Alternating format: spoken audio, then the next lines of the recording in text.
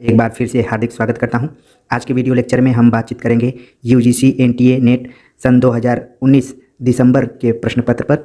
इससे पहला जो प्रश्न है पूछा जा रहा है, न खास हिंदी न खास उर्दू, जबान गोया मिली जुली हो। उपयुक्त कथन किसका है? ऑप्शन दिया गया है शिव प्रसाद सितारे हिंद, भारतेंदु हरिश्चंद्र, राजा लक्ष्मण सिंह, जॉर्ज ग्रियर्सन। तो इसका सही जवाब है शिव प्रसाद सितारे हिंद। सितारे हिंद शिव प्रसाद का उपनाम है। तो इस तरीके से जब भी पूछा भी जाए परीक्षाओं में सितारे हिंद से संबंधित कौन है, तो शिव प्रसाद का नाम आना चाहिए। और साहित्य में एक और व्यक्ति हैं, कई बार जल्दीबाजी में शिव प्रसाद सिंह बोल दिया जाता है शिव प्रसाद सितारे हिंद को। तो इन छोटी छोटी चीज़ों को भी ध्यान में रखने की जरूरत है, खासतौर से इंटरव्यू के दृष्टिकोण से ये महत्वपूर्ण बात मैंने बताई। अगला प्रश्न है, निम्नलिखित में से कौन सी बोली पश्चिमी हिंदी की नहीं है? ऑप्शन दिया गया है कन्नौजी, बुंदेली, ब्रजभाषा, मगही। तो इसमें पश्चिमी हिंदी की जो बोली है नहीं है, सही जवाब है मगही। मगही बिहारी हिंदी से संबंधित बोली है। अगला प्रश्न है,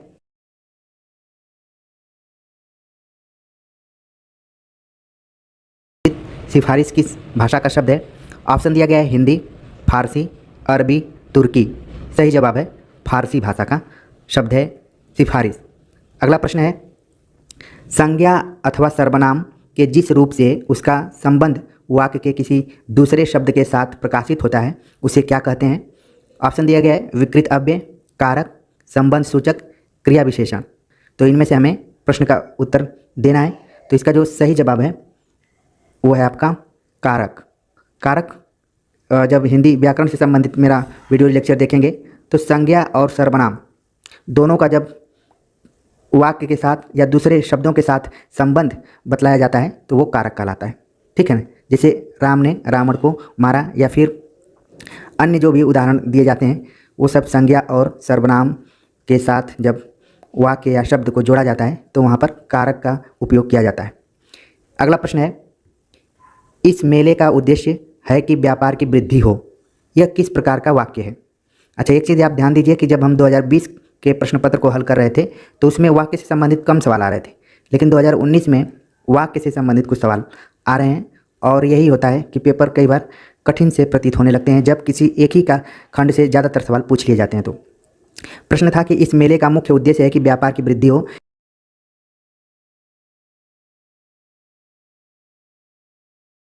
साधारण वाक्य, उद्देश्यवर्धक वाक्य। तो इसका सही जवाब है मिश्र वाक्य।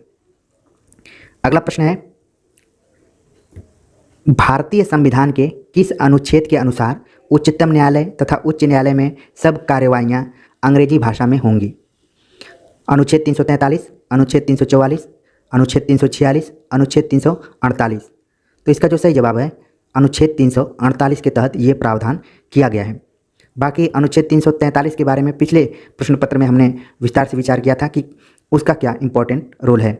अगला प्रश्न है कि अच्छी हिंदी बस एक ही व्यक्ति लिखता था, यह कथन किस आलोचक ने किसके बारे में कहा था?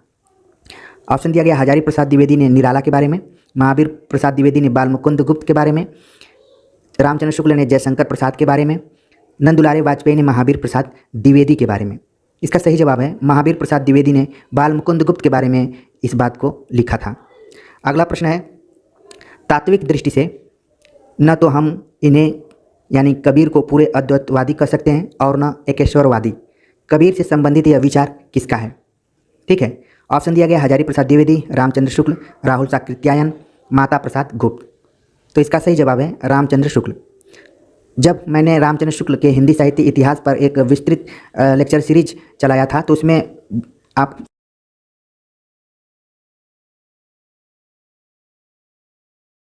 लेकिन रामचंद्र शुक्ल ने जितनी बातें 3-4 पेज में ही कही हैं कबीर के बारे में वो सब इम्पॉर्टेंट हैं, इसलिए इस चीज़ को ध्यान में रखने की ज़रूरत है। अगला जो प्रश्न है पूछा जा रहा है, सिद्ध हेमचंद्र शब्दानुशासन किस तरह का ग्रंथ है? व्याकरण संबंधी, ज्योतिष संबंधी, साहित्यिक संबंधी या फिर धार्मिक है? किस प्रकार का है? सही जवाब है व्याकरण संबंधी यह ग्रंथ है। अगला प्रश्न है, जमीन पक रही है किसका कविता संग्रह है? नागार्जुन, नरेश मेहता, केदारनाथ अग्रवाल, केदारनाथ सिंह। सही जवाब है केदारनाथ सिंह। अगला प्रश्न है, किस विद्वान ने कहा था कि बुद्ध देव के बाद भारत में सबसे बड़े लोकनायक तुलसीदास थे? Camille Bulcke, George Grierson, William Jones, William Carey. ठीक है, तो किस विद्वान ने इस बात को कहा था? सही जवाब है जॉर्ज ग्रियर्सन ने। अगला प्रश्न है, फोर्ट विलियम कॉलेज के हिंदुस्तानी के प्रथम प्रोफेसर कौन थे? फोर्ट विलियम कॉलेज के हिंदुस्तानी के प्रथम प्रोफेसर कौन थे? ऑप्शन दिया गया है गिलक्रिस्ट, पिनकार्ट, विलियम जोन्स, ग्रियर्सन। ठीक है, तो इसका जो सही जवाब है वो है गिलक्रिस्ट। गिलक्रिस्ट, आप जानते हैं कि फोर्ट विलियम कॉलेज सन 1800 ईस्वी में स्थापित हुआ था कोलकाता में, और उसके जो प्रिंसिपल थे गिलक्रिस्ट से, और इसकी स्थापना किसके शासनकाल में हुई थी? कई बार यह सवाल पूछा जाता है।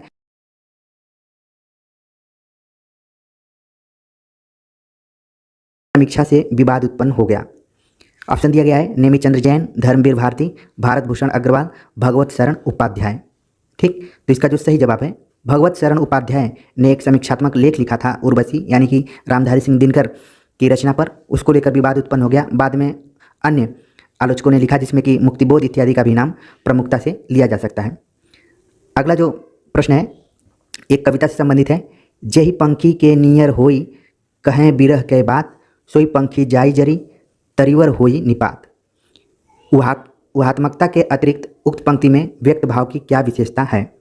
ठीक है, तो इस पंक्ति के आधार पे जो ऑप्शन दिया गया है, लिखा गया है कि इसमें प्रेम की विलक्षणता नहीं है, कवि वेदना के स्वरूप विश्लेषण में नहीं, ताप की मात्रा नापने में प्रवृत्त है, इसमें विरह ताप के वेदनात्मक स्वरूप की अत्यंत विशद व्यंजना की गई है, इसमें संतरास युक्त श्रृंगार के कारण स्वाभाविक प्रेम की व्यंजना नहीं हुई है। तो इसका जो सही जवाब है इसमें कि इसमें विरह ताप के वेदनात्मक स्वरूप की अत्यंत विशद व्यंजना की गई है। एक बार फिर से हम पंक्ति को पढ़ लेते हैं कि जेहि पंख के नियर होई कहें विरह कई बात, सोई पंख जाई जरी तरीवर होई निपात।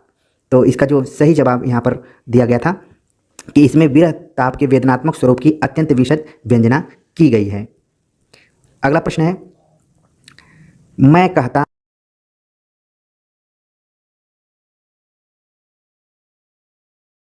इसी से मिलता जुलता सन 2020 में भी प्रश्न आया हुआ था, लेकिन थोड़ा सा अलग ढंग से पूछा गया था। इसमें नीचे वाली पंक्ति के आधार पर ही प्रश्न पूछा जा रहा है कि मैं कहता हूँ आँखें देखी, तू कहता कागज की लेखी। काव्य पंक्ति का आशय क्या है? ऑप्शन दिया गया है प्रत्यक्ष ज्ञान और पुस्तकीय ज्ञान एक ही है, प्रत्यक्ष ज्ञान को ही पुस्तकों में लिखा जाता है, प्रत्यक्ष ज्ञान पुस्तकीय ज्ञान से हीन है, स्वानुभव शास्त्रीय ज्ञान से बड़ा है।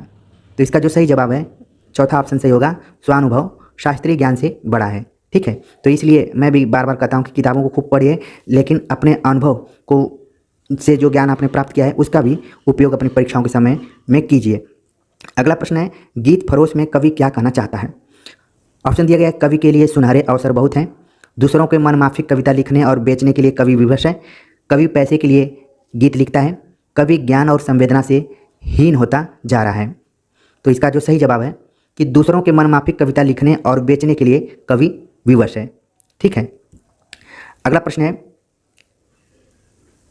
पूछा जा रहा है कि राम तुम मानव हो ईश्वर नहीं हो क्या, विश्व में रमे हुए नहीं सभी कहीं हो क्या, तब मैं निरीश्वर हूँ ईश्वर क्षमा करे, तुम न रमो तो मन में मन तुमसे रमा करे। आधुनिक दृष्टिकोण से मैथिली शरण गुप्त ने राम के विषय में यह काव्योक्ति किस काव्य ग्रंथ से ली गई है? मैथिली शरण गुप्त ने राम के विषय में जो वर्णन किया गया है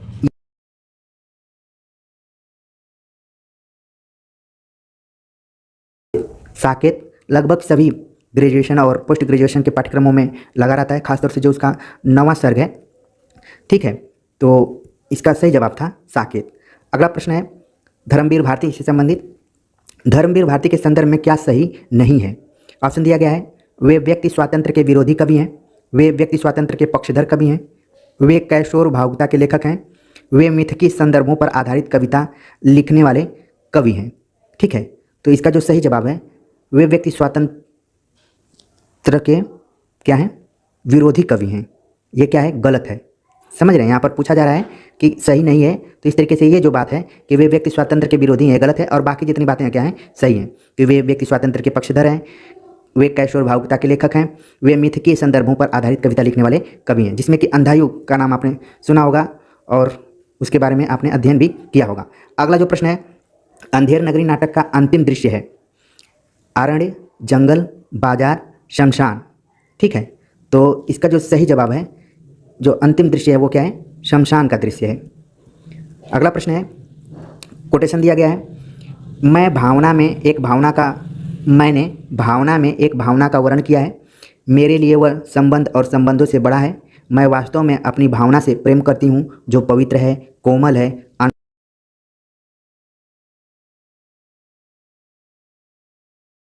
मल्लिका के प्रति, मल्लिका का स्वगत, मल्लिका का अंबिका के प्रति, मल्लिका का कालिदास के प्रति।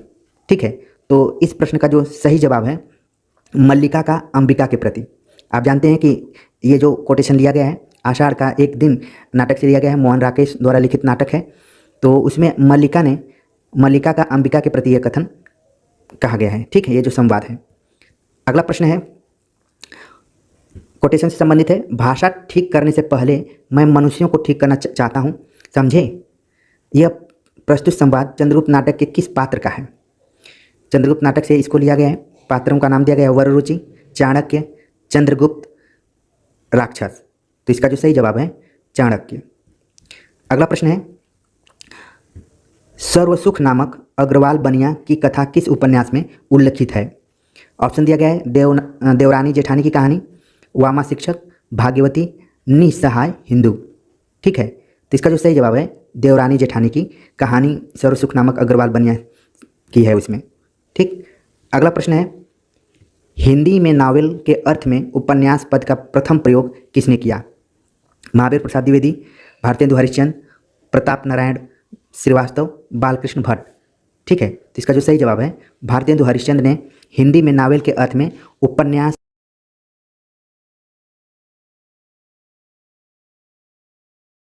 पिता की संतान की मानसिकता पर आधारित उपन्यास है। महाभोज, अंधेरे बंद कमरे, आपका बंटी, शेखर एक जीवनी। सही जवाब है आपका बंटी। और जब हम पिछले पेपर को हल कर रहे थे यानी कि 2020 के, तो उसमें भी आपका बंटी से संबंधित ढेर सारे प्रश्न पूछे गए थे। बस प्रश्नों को पूछने का थोड़ा सा पैटर्न चेंज हो जा रहा है, बाकी जो आंसर है तुरंत आप उसको पकड़ सकते हैं। अगला प्रश्न है, निम्नलिखित में से कौन सा निबंध रामचंद्र शुक्ल द्वारा रचित नहीं है? और निबंधों का नाम दिया गया है, रसात्मक बोध के विविध रूप, सौंदर्य बोध और शिवत्व बोध, साधारणीकरण और व्यक्ति वैचित्र्यवाद, काव्य में लोक मंगल की साधना अवस्था। तो इसमें नहीं है सौंदर्य बोध और शिवत्व बोध, और बाकी जितने भी नाम दिए गए हैं सारे रामचंद्र शुक्ल के निबंध हैं। ठीक है, तो इस तरीके से आप देख रहे हैं कि नए इम्प्रोवाइज करके प्रश्नों को पूछने की कोशिश की जा रही है। अगला प्रश्न है कि कवि कर्म और काव्य भाषा किस आलोचक की समीक्षा कृति है? ऑप्शन दिया गया है, मलयज, रामस्वरूप चतुर्वेदी, परमानंद श्रीवास्तव, प्रभाकर क्षत्रिय। तो इसका जो सही जवाब है परमानंद श्रीवास्तव।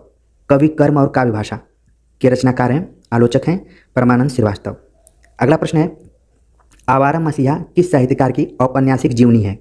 ये तो इतना बार प्रश्न पूछा जा चुका है कि आप सभी को याद हो गया होगा। सही जवाब है शरत चंद्र चट्टोपाध्याय।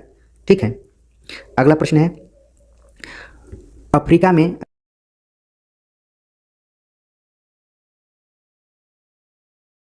घृणा और क्रूरता का मार्मिक चित्रण किस उपन्यास में किया गया है? ऑप्शन दिया गया है, पहला गिरमिटिया, जुगलबंदी, परिशिष्ट, तीसरी सत्ता। तो एक तरीके से जितने भी उपन्यास हैं सब गिरिराज किशोर के उपन्यास हैं। तो सही जवाब है पहला गिरमिटिया, जिसमें कि गांधी को भी कई बार सवाल पूछ लिया जाता है कि गांधी से संबंधित जो उपन्यास है कौन सा है, पहला गिरमिटिया का नाम उसमें आता है। अगला प्रश्न है, निम्नलिखित में से कौन सा उपन्यास ऐतिहासिक सांस्कृतिक उपन्यास नहीं है? ऑप्शन दिया गया है, बाण भट्ट की आत्मकथा, पुनर्नवा, टेढ़े मेढ़े रास्ते, वैशाली की नगर बधू। ठीक है, तो इसका जो सही जवाब है टेढ़े मेढ़े रास्ते। ये ऐतिहासिक सांस्कृतिक उपन्यास नहीं है, बाकी जितने भी उपन्यास हैं सब जुड़े हुए हैं उससे। अगला प्रश्न है, निम्नलिखित में से किस कहानी में नौकरी के सिलसिले में बाहर रहने के कारण गजाधर बाबू की लंबी अनुपस्थिति उन्हें परिवार के ढांचे से बाहर कर देती है? ऑप्शन दिया गया है, चीफ की दावत, वापसी, दोपहर का भोजन, बूढ़ी काकी। सही जवाब है वापसी, जो कि उषा प्रियंवदा द्वारा लिखी कहानी है और काफ़ी इंटरेस्टिंग कहानी है। लगभग सभी महाविद्यालयों और विश्वविद्यालयों के पाठ्यक्रम में इस कहानी को भी पढ़ने का मौका मिलता है विद्यार्थियों को। अगला प्रश्न है, शब्द की जिस शक्ति से उसके संकेतित अर्थ का बोध हो वहाँ कौन सी शब्द शक्ति होती है? ऑप्शन दिया गया है, अभिधा, लक्षणा, व्यंजना, शुद्धा लक्षणा। ठीक है, तो इसका जो सही जवाब है वो है अभिधा। और शब्द शक्तियों से संबंधित भी मैंने वीडियो बनाया है, आप प्ले लिस्ट में उसको जरूर।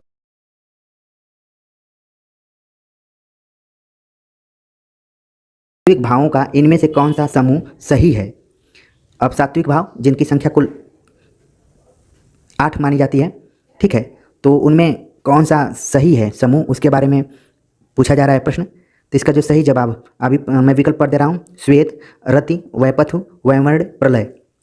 ठीक है, दूसरा ऑप्शन है स्तंभ, रोमांच, निर्वेद, स्वरभंग, वीणा। तीसरा है वेपथ, वैवर्ण, अश्रु, रोमांच, स्तंभ। चौथा है वीणा, वेपथ, वैवर्ण, स्वेद, असूया। तो सही जवाब है ऑप्शन नंबर 3, वेपथ, वैवर्ण, अश्रु, रोमांच, स्तंभ। ठीक, तो इस तरीके से आप अपने दिमाग में बैठा लीजिए, जितने भी आचार्यों द्वारा जो भी चीज़ें दी गई हैं उनको एकदम से क्लियर करके रखने की जरूरत है। अगला प्रश्न है, किस आचार्य ने शक्ति, लोक व्यवहार आदि से प्राप्त निपुणता तथा काव्यांगों की शिक्षा प्राप्त कर किया गया अभ्यास को काव्य का हेतु माना गया है? ऑप्शन दिया गया है अभिनव गुप्त, विश्वनाथ, राजशेखर, मम्मट। तो सही जवाब है इसका मम्मट आंसर होगा। अगला प्रश्न है, किस कवि के भार को बहुत बड़ा बताते हुए किस आचार्य ने कहा है कि ऐसा न कोई शब्द, न अर्थ, न न्याय और न कला जो काव्य का अंग न बन सके? ऑप्शन दिया गया है राजशेखर, भामा, दंडी, आनंदवर्धन। प्रश्न था कि कवि के भार को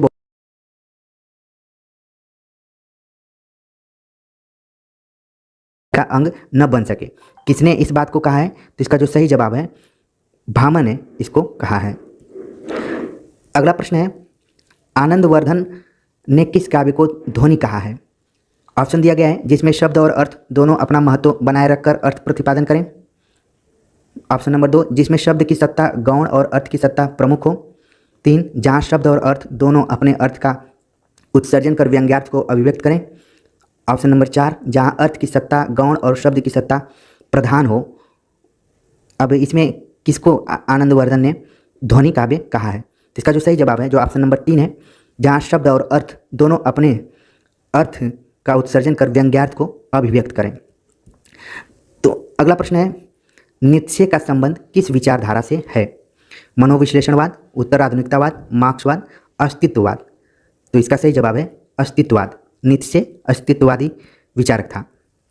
अगला प्रश्न है, अपने काव्य सिद्धांत की निर्मित के लिए किस पाश्चात्य आचार्य ने सहजानुभूति की अवधारणा का सहारा लिया है? ऑप्शन दिया गया है मैथ्यू अर्नाल्ड, क्रोचे, लोनजाइनस, इलियट। ठीक है, तो इसका जो सही जवाब है वो है क्रोचे ने सहजानुभूति की अवधारणा का सहारा लिया है और इनका जो सिद्धांत है उसको अभिव्यंजनावाद भी कहा जाता है। आचार्य रामचंद्र शुक्ल ने इसे विलायती वक्रों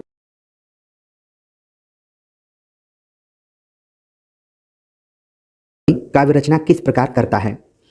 ठीक है, तो ऑप्शन दिया गया है किसी सचेष्ट कलात्मक प्रेरणा की अपेक्षा दैवी शक्ति से प्रेरित और अभिभूत होकर।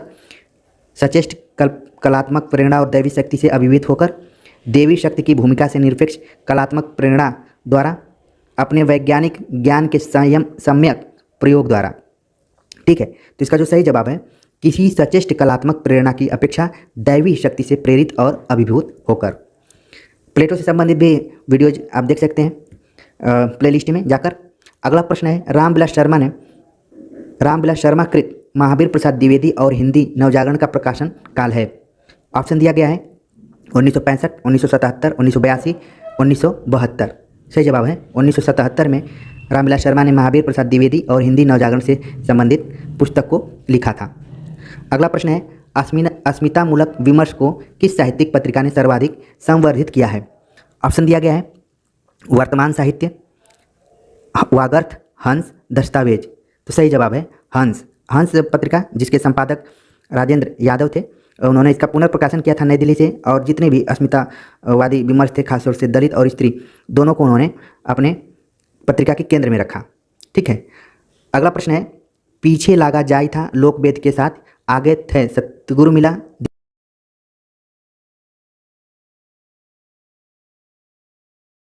परम तत्व से दूर था।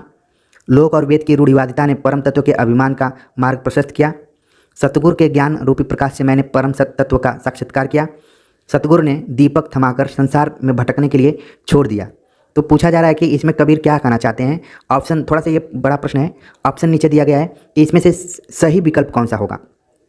ठीक है, तो इसमें जो सही विकल्प है आपका पहला है कि लोक और वेद का अनुसरण करने के कारण मैं परम तत्व से दूर था, ये सही है। और दूसरा जो इसका ऑप्शन है कि सतगुरु के ज्ञान रूपी प्रकाश से मैंने परम तत्व का साक्षात्कार किया, यानी कि ए और सी इसका सही जवाब है, और बाकी जो भी ऑप्शन है वो सब इस पंक्ति से नहीं मेल खा रहे हैं।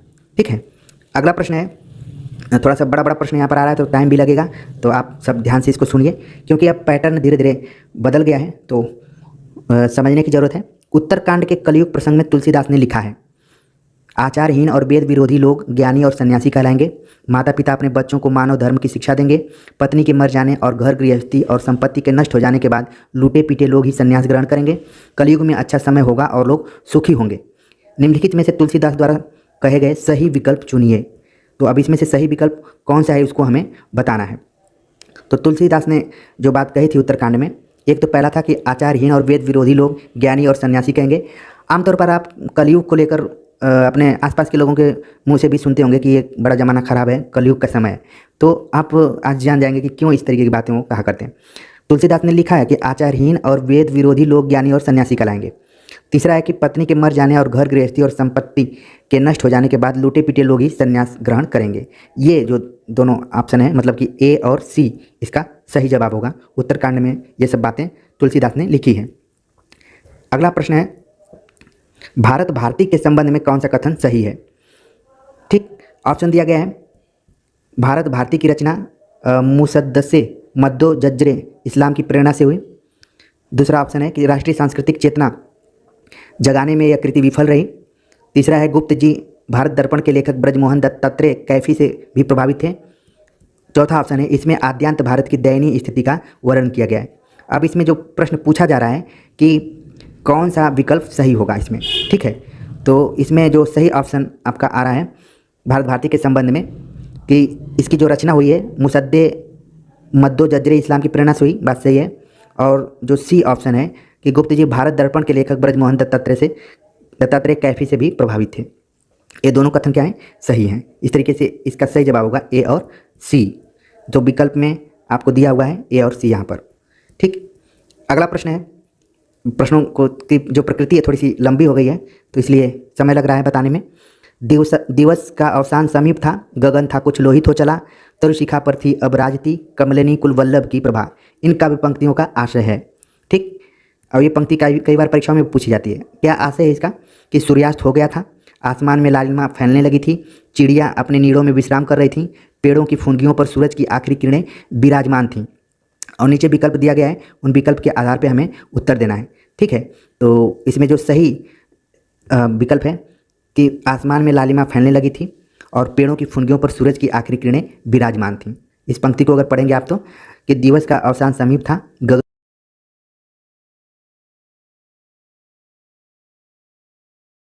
की प्रभा। ठीक, तो पेड़ों पर क्या है जो चहचहा रहे हैं, फुनगियों पर सूरज की आखिरी किरणें धीरे धीरे विराजमान हो रही हैं, ये इस प्रश्न में कहा जा रहा है। अगला प्रश्न है, उर्वशी के तृतीय अंक के आधार पर कौन से कथन सही हैं। ऑप्शन दिया गया, शक्तिशाली और दुर्धर्ष पुरुष भी सुंदरियों के कटाक्ष से आहत हो जाते हैं। उर्वशी मानवी है, उर्वशी कहती है यह देह भाव भ्रांति है। पुरुरवा के अनुसार मर्त्य मानव को देवता कहा जा सकता है। और इसमें पूछा जा रहा है कि सही विकल्प चुनिए, और विकल्प इसमें दिए गए हैं ए बी सी डी इस तरीके से करके। तो इसका जो सही आंसर होना चाहिए ए और सी, यानी कि शक्तिशाली और दुर्धर्ष पुरुष भी सुंदरियों के कटाक्ष से आहत हो जाते हैं। उर्वशी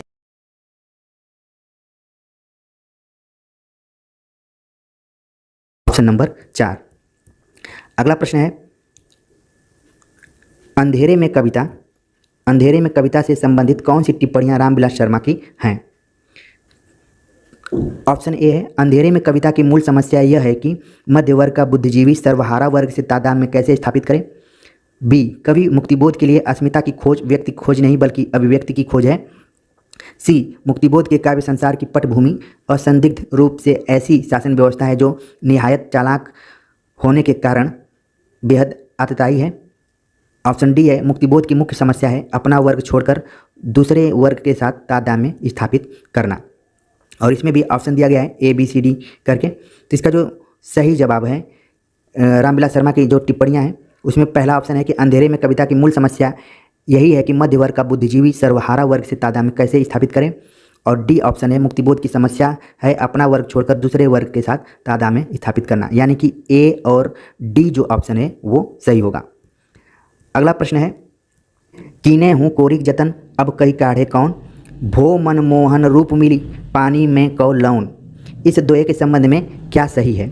ऑप्शन दिया गया है, इसमें नायिका का कृष्ण के प्रति अनन्य प्रेम व्यंजित है, नायिका के मन रूपी सरोवर में कृष्ण का लावण्य पानी में नमक की तरह घुल गया है, कृष्ण की रूपा शक्ति से नायिका अपने मन को अलग करना चाहती है, कोरिक का अर्थ है कचोटना। तो इसमें पूछा जा रहा है कि सही विकल्प चुनिए, और विकल्पों में बी और सी, ए और डी, ए और सी, ए और बी इस तरीके से दिया गया है। तो इसका जो सही जवाब होगा ए और बी, यानी कि ऑप्शन को देख लेते हैं। उस पंक्ति के अनुसार है कि इसमें नायिका का कृष्ण के प्रति अनन्य प्रेम व्यंजित है, नायिका के मन रूपी सरोवर में कृष्ण का लावण्य पानी में नमक की तरह घुल गया है। ठीक है, तो इस तरीके से उसका सही जवाब होगा डी ऑप्शन। अगला प्रश्न है, श्रद्धा और ईड़ा से संबंधित मुक्तिबोध के सही कथन कौन से हैं? श्रद्धा और ईड़ा से संबंधित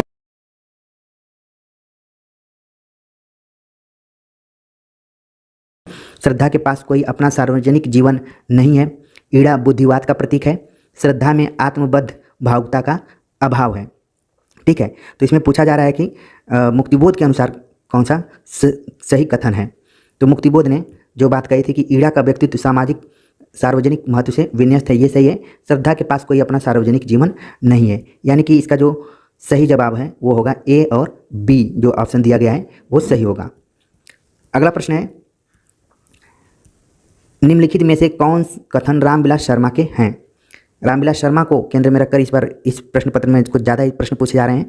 पहला है, साहित्य की प्रचारात्मकता का प्रश्न सामाजिक जीवन की यथार्थता की कसौटी पर हल किया जा सकता है, वास्तविक जीवन तथ्यों को ओझल रखकर श्रेष्ठ साहित्य की रचना की जा सकती है, पिछली संस्कृति से नाता तोड़कर हवा में नई संस्कृति को जन्म नहीं दिया जा सकता, अतीत के बिना भी वर्तमान को समझा जा सकता है। अब हमें बताना है कि इसमें रामविलास शर्मा के कौन से कथन सही हैं। ठीक है, ऑप्शन में दिया गया है कि ए और सी, ए और बी, बी और सी, बी और डी। तो इसका जो सही जवाब है वह है रामविलास शर्मा ने जो पहला कोटेशन है इसको कहा है, और जो तीसरा कोटेशन है इसको कहा है, यानी कि ए और सी इसका सही जवाब होगा। तो दोनों विकल्पों को मैं जल्दी से पढ़ दे रहा हूँ। साहित्य की प्रचारात्मकता का प्रश्न सामाजिक जीवन की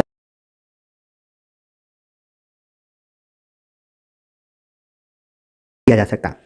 तो देखिए, ये तो विकल्प के तौर पर पूछे गए हैं, लेकिन हो सकता है कि कभी वन लाइनर के रूप में भी ये प्रश्न पूछे जाएं, तो आप इसको तुरंत बता दें कि रामविलास शर्मा का ये कोटेशन है। अगला प्रश्न पूछा जा रहा है कि सिद्धों से संबंधित रामचंद्र शुक्ल के कौन से कथन सही हैं? ऑप्शन दिया गया है, वज्रयान में आकर महासुखवाद का प्रवर्तन हुआ, नाथपंथ सिद्धों की परंपरा से नहीं निकला है, नाथपंथ सिद्धों की परंपरा से नहीं निकला है, सिद्धों का साहित्य शुद्ध साहित्य के अंतर्गत नहीं आता है, सिद्धों की बानियाँ संकेतित नहीं है। तो अब इसमें विकल्प हमें सही चुनना है, और उन विकल्पों में ए और सी, ए और बी, बी और सी, सी और डी इस तरीके से दिया गया है। तो इसका जो सही जवाब है रामचंद्र शुक्ल का सही कथन है पहला है कि वज्रयान में आकर महासुखवाद का प्रवर्तन हुआ, और जो दूसरा इसमें सही ऑप्शन है वो है कि सिद्धों का साहित्य शुद्ध साहित्य के अंतर्गत नहीं आता है। ठीक, ये जो सी ऑप्शन सही है, इसीलिए उन्होंने इसको सांप्रदायिक कर अलग करने की भी बात कही है। तो इसका जो सही जवाब था ए और सी। अगला प्रश्न है, द्विवेदी योगिन कविता की मुख्य प्रवृत्तियां हैं? समाज सुधार, गीति काव्य की प्रचुरता, स्वच्छंदता, इतिवृत्तात्मकता। तो इसमें आप देखिए, इतिवृत्तात्मकता सबसे पहले प्रवृत्ति के रूप में आ जाएगी। ठीक, तो हम देख लेते हैं इसका जो सही जवाब है। पहला तो है समाज सुधार और दूसरा है इतिवृत्ति।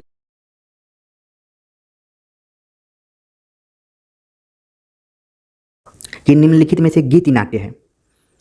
ऑप्शन दिया गया है, अग्निलीक, उन्मुक्त, नेपथ्य राग, त्रिशंकु, और नीचे विकल्प दिए गए हैं कि बी और सी और ए और बी, ए और डी, ए और सी, कौन इसमें सही है? तो इसका जो सही जवाब है गीति नाट्य है, अग्निलीक और उन्मुक्त, यानी कि जो ए और बी ऑप्शन सही है, यानी कि इसमें जो पहला बल्कि दूसरा जो ऑप्शन है वो सही हो जाएगा।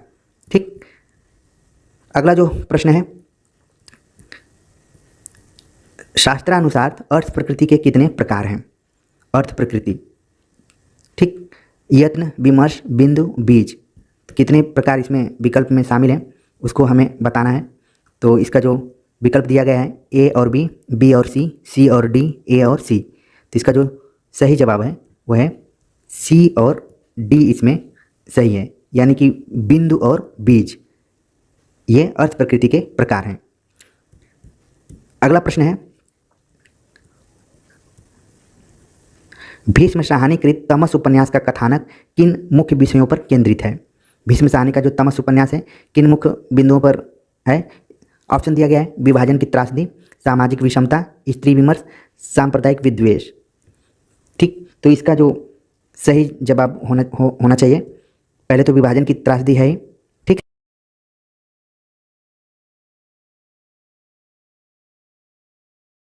तो इसका जो सही जवाब है ए और डी, यानी कि विकल्प में आप देखेंगे ए और जो डी दिया गया है वो सही है, या इस तरीके से पहला विकल्प सही है।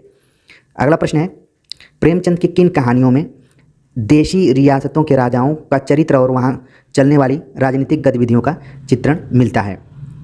ऑप्शन दिया गया है रियासत का दीवान, पंच परमेश्वर, शतरंज के खिलाड़ी, बड़े भाई साहब। पूछा जा रहा है कि निम्नलिखित में से सही विकल्प कौन सा है? ठीक है, तो इसमें जो विकल्प दिया गया है उन विकल्पों के आधार पे प्रश्न के अनुसार देशी रियासतों और राजाओं का चित्रण जो किया गया है, रियासत का दीवान और शतरंज के खिलाड़ी, यानी कि ए और सी ऑप्शन जो है सही है। तो इस तरीके से इसका जो तीसरा विकल्प है वो सही होगा। अगला प्रश्न है, प्रश्न देखिए बड़े बड़े पूछे जा रहे हैं इसलिए वक्त लग रहा है, और उम्मीद है कि आप लोग अंत तक इस वीडियो को पूरा देख रहे होंगे। अगला प्रश्न है कि निम्नलिखित में से हिंदी के यात्रा वृत्तांत हैं। हिंदी के यात्रा वृत्तांत कौन से हैं? ऑप्शन दिया गया याद हो कि न याद हो, अरे यायावर रहेगा याद, आखिरी चट्टान तक, जिनकी याद हमेशा रहेगी। तो इसमें से हमें बताना है कि कौन सा सही यात्रा वृत्तांत हैं, और ऑप्शन में ए और डी, बी और सी इस तरीके से दिया गया है। ठीक है, तो पहले तो नाम आएगा आपका अरे यायावर याद रहेगा, और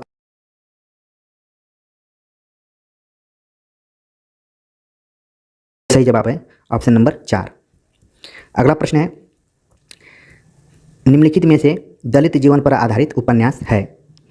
ठीक, दलित जीवन पर आधारित उपन्यास है। ऑप्शन दिया गया है धरती धन न अपना, ठीकरे की मंगनी, कठगुलाब, यथा प्रस्तावित। ठीक, तो इसका जो सही विकल्प यहाँ पर है उसको हमें देखना है ए और डी, सी और डी, बी और डी। जिसका जो सही जवाब है धरती धन न अपना एक है, और दूसरा है यथा प्रस्तावित, जो कि दलित जीवन पर आधारित उपन्यास हैं। अगला प्रश्न है निम्नलिखित में से व्यंग्य रचनाएं कौन सी हैं?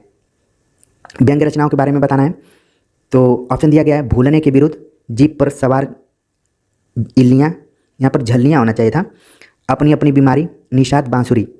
तो सही जवाब इसमें होना चाहिए बी और सी। हम ऑप्शन देख लेते हैं। बी और सी ऑप्शन जो दिया गया है ऑप्शन नंबर 4 इसका सही हो जाएगा। और दोनों रचनाएं जो हैं, एक उसमें शरद जोशी का है और एक हरिशंकर परसाई का। इससे पहले भी प्रश्न पूछे जा रहे थे, हरिशंकर परसाई और शरद जोशी से आ चुके हैं। अगला प्रश्न है निम्नलिखित में से जयशंकर प्रसाद द्वारा रचित काव्य है? तितली, उर्वशी, चंपू, इरावती, झरना। तो काव्य के बारे में पूछा जा रहा है, तो इसमें जो काव्य है कौन कौन से हैं? नीचे विकल्प दिया गया है ए और बी और डी, सी और डी, बी और सी।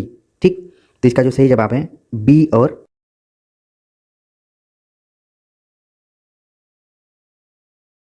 यहाँ से।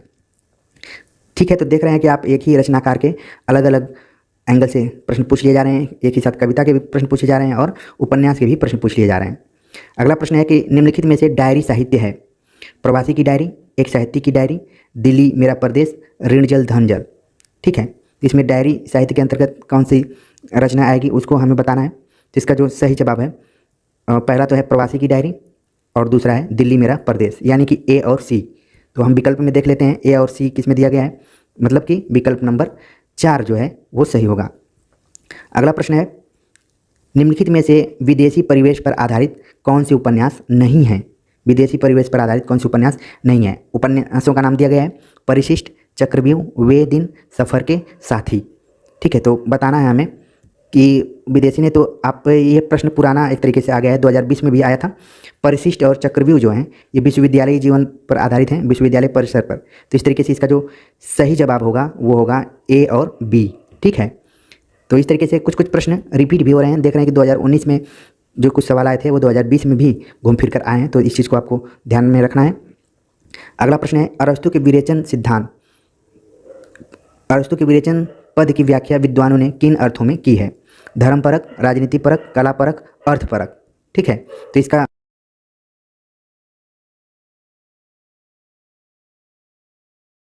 इसका जो सही जवाब है, इसको माना गया है धर्मपरक और कलापरक के रूप में, यानी कि ए और सी इसका जवाब सही होगा। अगला प्रश्न है, बिंब के अनिवार्य तत्व हैं, बिंब के अनिवार्य तत्व कौन कौन से हैं, इसे हमें बताना है। ऑप्शन दिया गया है विवरणात्मक, कल्पना, सपाट बयानी, इंद्रियता। ठीक, तो इसमें से हमें बताना है कि कौन सा तत्व है। ऑप्शन दिया गया है बी और डी, बी और ए, डी और सी, ए और डी। तो इसका जो सही जवाब है वो है बी और डी, यानी कि कल्पना और इंद्रियता, ये बिंब के मेन तत्व हैं। अगला प्रश्न है, कॉलरिज के अनुसार क्या है, इसको बताना है हमें। कल्पना दार्शनिक चिंतन का परिणाम नहीं है, कल्पना कार्यत्री प्रतिभा है, यही कवि की सृजनात्मकता है, कल्पना की मूल प्रकृति केवल अनुकृति परक है, कल्पना में वैज्ञानिक सुशृंखलता नहीं होती है। एक चीज़ ध्यान में रखने की जरूरत है कि सन 2019 में पाश्चात्य काव्यशास्त्र से ज़्यादातर सवाल पूछे गए हैं।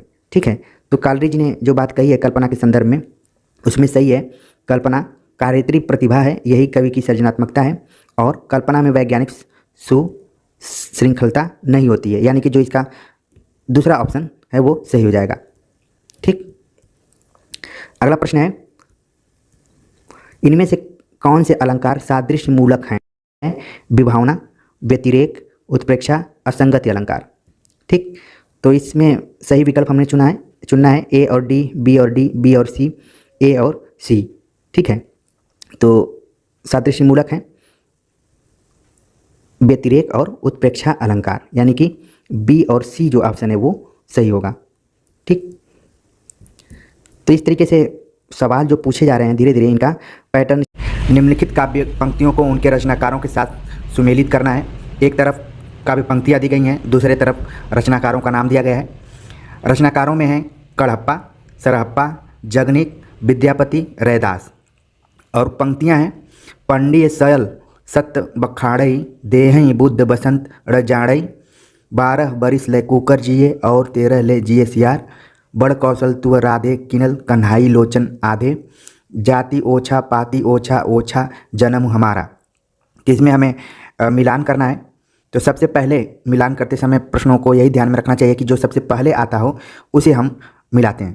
तो 12 बरिस ले कुकर जिए और 13 ले जिए सियार, इसको मैं मिला रहा हूँ कि ये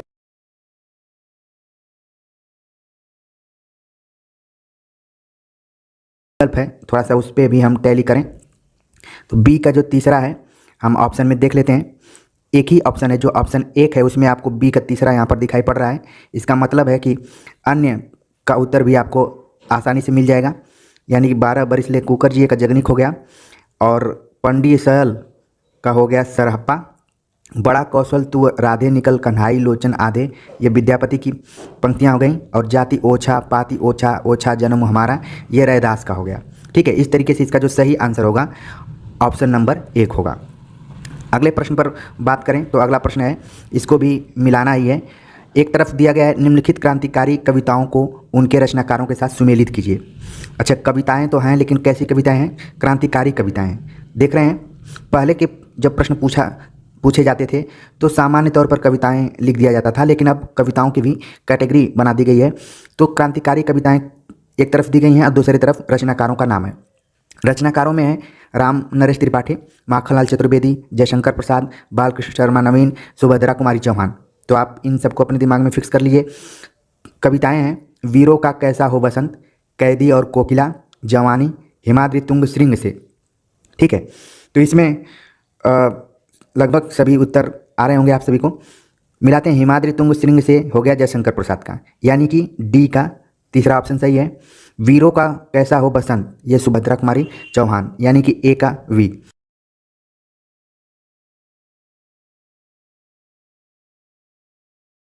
तो आप देख रहे हैं कि एक ऑप्शन है, मात्र ऑप्शन नंबर 3 जो है उसमें ये आंसर सही दिखाई पड़ रहा है। ए का 3 हो गया, डी का 4, अब बी का 2 है और सी का डी का 3 था यहाँ पे और सी का 4 है। ठीक है, इसको एक बार चेक कर लेते हैं। और वीरों का कैसा हो बसंत, सुभद्रा कुमारी चौहान। कैदी और कोकिला, ये होगा मखमल चतुर्वेदी। हेमाद्रि तुंग श्रृंग से जयशंकर प्रसाद। जवानी नाम का जो काव्य है, इसको क्लियर कर लेते हैं। जवानी नाम का जो काव्य है ये है बालकृष्ण शर्मा नवीन का। ठीक, तो इस तरीके से इसका जो सही जवाब होगा ऑप्शन नंबर 3 इसका सही जवाब होगा। अगले प्रश्न पर बात करें तो अगला प्रश्न जो दिया गया है, निम्नलिखित मिथकी कविताओं को उनके कवियों के साथ सुमेलित कीजिए। एक तरफ मिथकी कविताएं दी गई हैं, दूसरी तरफ कवियों का नाम दिया गया है। कवियों में हैं कुंवर नारायण, धर्मवीर भारती, नरेश मेहता, मैथिली शरण गुप्त, नरेंद्र शर्मा। ठीक है, और कविताओं में है प्रमथु गाथा, जय भारत, आत्मजयी, संशय की एक रात। तो जो सबसे पहले आ रहा है हम उसे मिलाते हैं। जैसे मैंने मिलाया, आत्मजयी कुंवर नारायण का है, सी का 1 ऑप्शन सही हो रहा है। तो एक बार इसको हम थोड़ा सा ऑप्शंस में भी देख लेते हैं कि सी का जो 1 है कहाँ पर सही हो रहा है। सी का जो ऑप्शन 1 है विकल्प नंबर 1 में ही सही हो रहा है, सी का 1। फिर इसके बाद प्रमथु गाथा जो है वो है धर्मवीर भारती का। संशय की एक रात नरेश मेहता की। ठीक है, और जय भारत, जय भारत जो रचना है मैं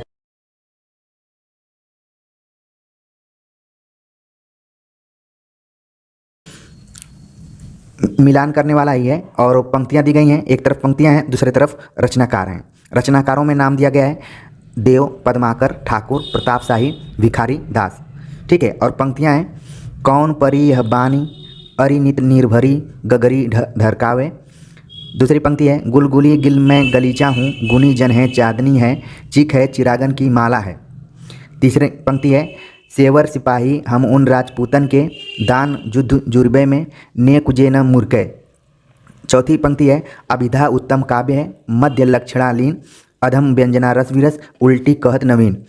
तो कई बार परीक्षाओं में ये सारी पंक्तियां स्वतंत्र रूप से पूछ ली जाती हैं, लेकिन यहाँ पर मिलान करना है। जो चौथा ऑप्शन जो डी दिया गया है अभिधा उत्तम काव्य है, ये तो कई बार खुद स्वतंत्र रूप में परीक्षाओं में पूछी जा चुकी है। तो इसका जो सही जवाब है ये है देव। तो हम देखते हैं कि डी का 1 किस ऑप्शन में सही हो रहा है। डी का जो 1 है ऑप्शन नंबर 2 में यहाँ पर आप देख रहे हैं कि सही हो रहा है। इसका मतलब है कि डी का 1 हम लोग ने मिला लिया। अब ए का जो है वो ऑप्शन नंबर 4 सही हो रहा है, यानी कि एक ऑप्शन मिलने के बाद आप सारे ऑप्शनों को मिला लेंगे। ए का 4 सही हो रहा है, मतलब कि कौन परी यह बानी अरि, नित नीर भरी गगरी ढरकावे, ये हो गया प्रताप शाही का। इसके बाद हम देख लेते हैं जो दूसरा ऑप्शन है बी का 2। बी का 2 है गुलगुली गिल में गलीचा है, गुणजन है चांदनी है, चिक है चिरागन की माला है, ये है पद्माकर की।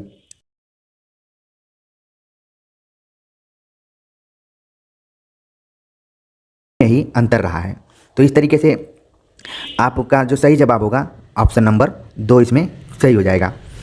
अगला जो प्रश्न है ये भी मिलान करने वाला है, और ये प्रश्न अंधायुग पर ही आधारित है। अंधायुग के निम्नलिखित संवादों को उनके पात्रों के साथ सुमेलित कीजिए कि कौन संवाद किसने कहा है। एक तरफ पात्रों का नाम है जिसमें वृद्ध याचक है, युयुत्सु है, धृतराष्ट्र है, अश्वत्थामा है। दूसरी तरफ पंक्तियाँ दी गई हैं बध मेरे लिए नहीं रही नीति, वह है अब मेरे लिए मनोग्रंथि। ठीक है, दूसरी पंक्ति है आज इस पराजय की वेला में सिद्ध हुआ, झूठी थी सारी अनिवार्यता भविष्य की। तीसरी पंक्ति है अंतिम परिणत में दोनों जर्जर करते हैं, पक्ष चाहे सत्य का हो अथवा असत्य का। चौथी पंक्ति है गूंगों के सिवा आज और कौन बोलेगा मेरी जय। तो इन विकल्पों में हमें सही आंसर बताना है कि कौन सा आंसर आपका सही है।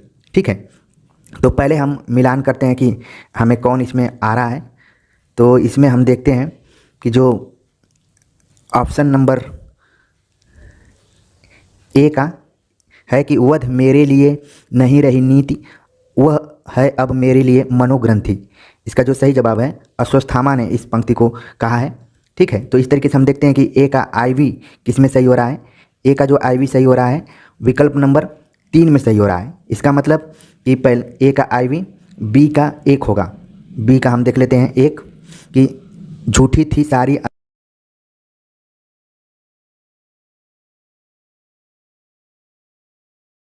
अनिवार्यता भविष्य की।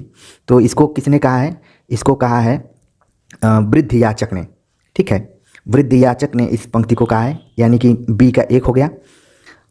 सी का 2 इसमें आंसर सही होगा। सी का 2 हो रहा है कि अंतिम परिणति में दोनों जर्जर करते हैं, पक्ष चाहे सत्य का हो अथवा असत्य का। ये कहा है यूयुस ने। और डी ऑप्शन जो है इसका जो आंसर होगा, इस हम विकल्प के आधार पर ही इसको मिलाने की कोशिश कर रहे हैं। डी का होगा 3 कि गूंगों के सिवा आज और कौन बोलेगा मेरी जय। ठीक है, तो धृतराष्ट्र।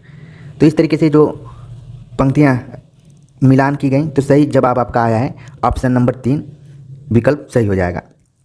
अगला जो प्रश्न है, मिलान वाली पंक्तियों को थोड़ा सा समय लगाकर देखना पड़ रहा है और इसको बताना भी मुश्किल है इस तरीके से पीडीएफ के थ्रू।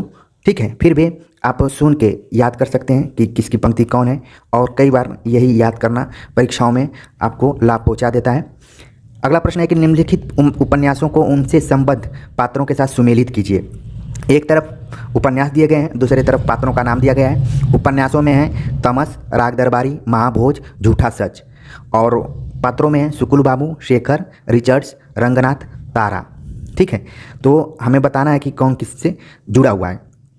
तो देखिए, हमको आ रहा है कि राग दरबारी का संबंध रंगनाथ से है, यानी कि बी का आईवी ऑप्शन जो होगा वो सही होगा। एक बार देख लेते हैं बी का आईवी किस में दिया हुआ है, फिर हम तुरंत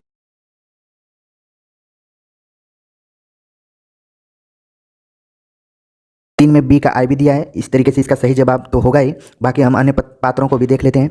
ए का तीसरा होगा, सी का पहला और डी का 5वां। ठीक, तो 1 मिनट मिला लेते हैं। राग दरबारी, रंगनाथ, तारा, तमस। तारा जो है तमस की नहीं है बल्कि झूठा सच की है। ठीक, तारा झूठा सच, तमस जो है उसका रिचर्ड्स है, और महाभोज शुक्ल बाबू। तो इस तरीके से आप आंसर को मिला सकते हैं। तो इसका जो सही जवाब यहाँ पर हुआ कि इसका सही जवाब है ऑप्शन नंबर 3। अगला प्रश्न है, ये भी मिलान करने वाला है। एक तरफ दलित आत्मकथाओं का नाम दिया गया है, दूसरी तरफ रचनाकारों का नाम दिया गया है, बल्कि आत्मकथाएं ही हैं। आत्मकथाओं में हाथ से मुड़ मुड़ कर देखता हूँ, शिकंजे का दर्द, जूठन। तो रचनाकारों को मिलाना है, तो जूठन का है ओम प्रकाश वाल्मीकि, हाथ से रमणिका गुप्ता, मुड़ मुड़ कर देखता हूँ राजेंद्र यादव, शिकंजे का दर्द सुशीला टाक भौरे। ठीक है, तो इस तरीके से इसका तो सीधे सीधे आंसर आपको मिल गया। विकल्प में देख लेते हैं, सी का 1 किस में सही है, सी का 1, तो ऑप्शन नंबर 3 में सही हो रहा है। बाकी मैंने सही सही बता दिया है कौन किससे जुड़ा हुआ है। ठीक है, अगला जो प्रश्न है ये भी मिलान करना है। ग्रंथों का नाम दिया गया है, आलोचनात्मक ग्रंथों का नाम, और लेखकों के साथ इसको मिलाना है।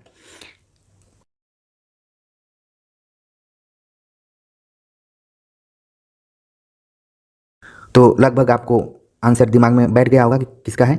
दूसरी तरफ आलोचकों का नाम दिया है, नामवर सिंह, मुक्तिबोध, नेमीचंद्र जैन, शिवदान सिंह चौहान, रामविलास शर्मा। तो प्रेमचंद और उनका युग, रामविलास शर्मा, इतिहास और आलोचना, नामवर सिंह, अधूरे साक्षात्कार, नेमीचंद्र जैन, कामायनी एक पुनर्विचार, मुक्तिबोध। ठीक है, तो इस तरीके से इसका सही जवाब जो होगा देख लेते हैं एक बार। ए का 2 किस में दिया हुआ है। ए का जो 2 है बहुत ही ईजी प्रश्न पूछ लिया गया है। इस तरीके के अगर प्रश्न आएंगे तो आप लोगों को ज़्यादा दिक्कत नहीं होगी।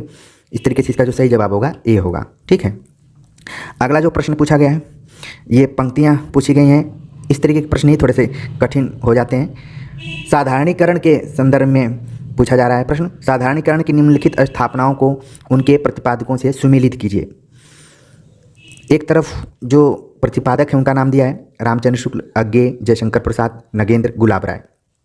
दूसरी तरफ पंक्तियाँ दी गई हैं, उनको हमें मिलाना है कि कौन किससे मिल रही है। ठीक है, तो एक बार हम चेक कर लेते हैं कि कौन सी पंक्तियाँ हैं और किससे मिल रहा है। इसका सही जवाब क्या हो सकता है।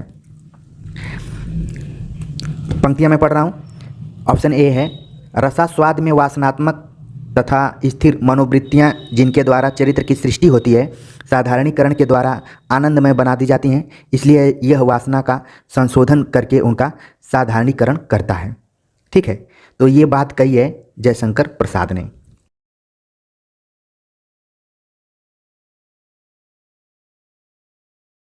अच्छा, कवि भावना का साधारणीकरण मानना मनोविज्ञान के अधिक अनुकूल है। इस बात को कहा है नगेंद्र ने। अगला जो है कि लोक हृदय की यह सामान्य अंतर्भूमि परख कर हमारे यहाँ साधारणीकरण सिद्धांत की प्रतिष्ठा की गई है। यह सामान्य अंतर्भूमि कल्पित या कृत्रिम नहीं है। इस बात को कहा है रामचंद्र शुक्ल ने।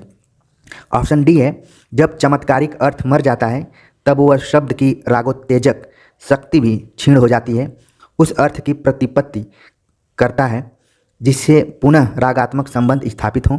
साधारणीकरण का यही अर्थ है। इस बात को कहा है अज्ञेय ने। ठीक है, तो उम्मीद है कि जिन पंक्तियों को मैंने पढ़ा और उन पंक्तियों से संबंधित आलोचकों के नामों को मैंने बताया आपके दिमाग में बैठ गए हुए। इस तरीके से इसका जो सही जवाब है वो ऑप्शन नंबर 1 सही होगा इसका। अगला जो प्रश्न है, विचारधाराओं का नाम दिया है और पूछा जा रहा है कि उनसे संबद्ध लेखकों के से सुमेलित कीजिए। एक तरफ विचारधाराएं हैं, दूसरे तरफ लेखकों के नाम हैं। तो इसमें हमें पता करना है कि एक मार्क्सवाद, अस्तित्ववाद, मनोविश्लेषणवाद, उत्तराधुनिकता विचारधाराएं हैं। दूसरे तरफ लेखकों का नाम दिया गया है काफ्का, एंगेल्स, रोलाबार्थ, यूंग, कालरीज। ठीक है, तो हम मिलान करते हैं कि यूंग का जो संबंध है मनोविश्लेषणवाद से है।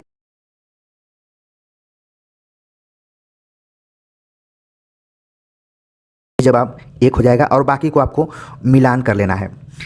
तो सी का आई बी हो गया। अब ए का हम देख लेते हैं। ए का दिया ऑप्शन नंबर 2 मार्क्सवाद एंगेल्स से संबंधित है। अस्तित्ववाद का संबंध काफ्का से है। ठीक, और उत्तराधुनिकता का संबंध है रोला बार्थ से। तो इस तरीके से समझ गए होंगे कि मार्क्सवाद, अस्तित्ववाद, मनोविश्लेषणवाद और आधुनिकतावाद से कौन कौन विचारक जुड़े हुए हैं। अगला प्रश्न है, रचना काल के अनुसार निम्नलिखित कवियों का सही अनुक्रम हमें बताना है। रचना काल के अनुसार सही अनुक्रम बताना है। तो कवियों का जो नाम दिया है सरापा, पुष्पदंत, अदहमाण, लुइप्पा। ठीक है, और इन्हीं को तीनों विकल्पों में नीचे के दोहराया गया है।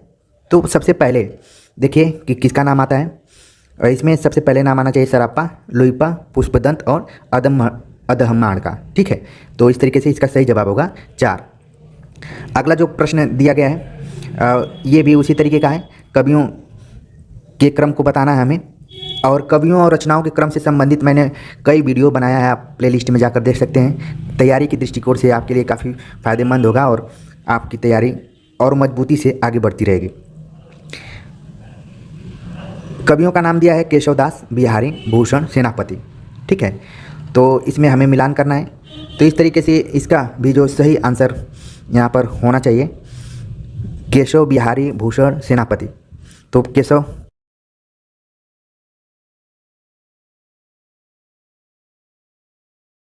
तुरंत बिहारी का नाम आना चाहिए था, लेकिन इस विकल्प में कोई ऐसा खास विकल्प हमें नहीं दिखाई पड़ रहा है जो कि सही हो।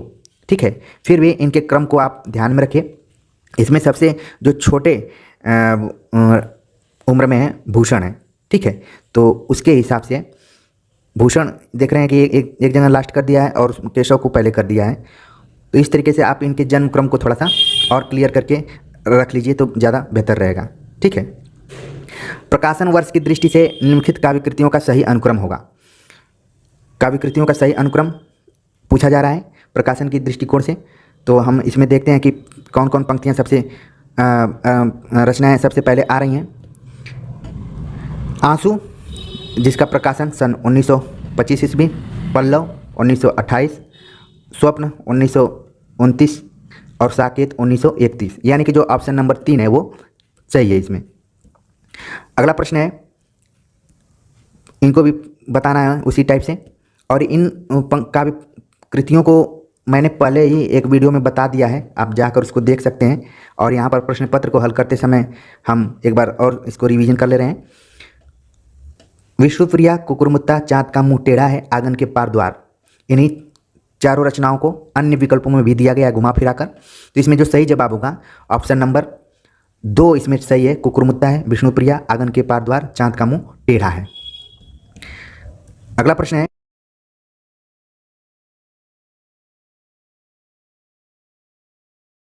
कि कौन सा क्रम इसमें सही होगा। हानुश, माधवी, रंग दे बसंती चोला, आलमगीर, और इन्हीं तीनों रचनाओं को, बल्कि चारों रचनाओं को अन्य विकल्पों में भी दिया गया है। तो क्रम के अनुसार सबसे पहले हानुश, माधवी, रंग दे बसंती, आलमगीर। ठीक है, तो ऑप्शन नंबर 1 इसमें सही है। अगला जो प्रश्न है उपन्यासों को आधार बनाकर पूछा गया है प्रकाशन काल के दृष्टिकोण से। उपन्यासों का नाम है परीक्षा गुरु, गोदान, शेखर एक जीवनी, तमस। ठीक, अब इनको हमें बताना है। तो इसके अनुसार जो सही इसमें जवाब होगा परीक्षा गुरु सबसे पहले। आप देख रहे हैं परीक्षा गुरु दो विकल्प में सबसे पहले दिया हुआ है, लेकिन फिर रचनाओं का क्रम मतलब क्रम से नहीं है। तो सही जो इसमें जवाब है परीक्षा गुरु, गोदान, शेखर एक जीवनी और तमस, ऑप्शन नंबर 1। अगला प्रश्न है कहानियों के क्रम के अनुसार पूछा गया है कि कहानियाँ जो हैं दी गई हैं कि कौन क्रम के अनुसार सही हैं। परिंदे, ईदगाह, आकाशदीप, उसने कहा था। ठीक है, तो इसमें जो क्रम के अनुसार दिया गया है सबसे पहले उसने कहा था, आकाशदीप, ईदगाह और परिंदे। दूसरा जो ऑप्शन है वो सही है। अगला प्रश्न है प्रकाशन काल के अनुसार निम्नलिखित निबंध संग्रहों का सही अनुक्रम हमें बताना है। ठीक है, तो निबंधों का नाम दिया गया है शिरीष की याद आई, अर्धनारीश्वर, अशोक के फूल, श्रृंखला की कड़ियाँ। तो जैसे ही मैं इन निबंधों का नाम लिया आपके दिमाग में तुरंत इनके लेखकों का नाम भी आ जाना चाहिए। फिर भी हम इसको क्रम के अनुसार देखते हैं। इसका जो क्रम सही क्रम है श्रृंखला की कड़ियाँ, अशोक के फूल, अर्धनारी,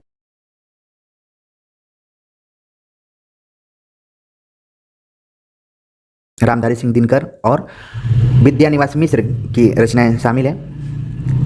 अगला जो प्रश्न है आचार्यों का सही अनुक्रम इसमें पूछा जा रहा है कि कौन सा अनुक्रम आचार्यों का सही है।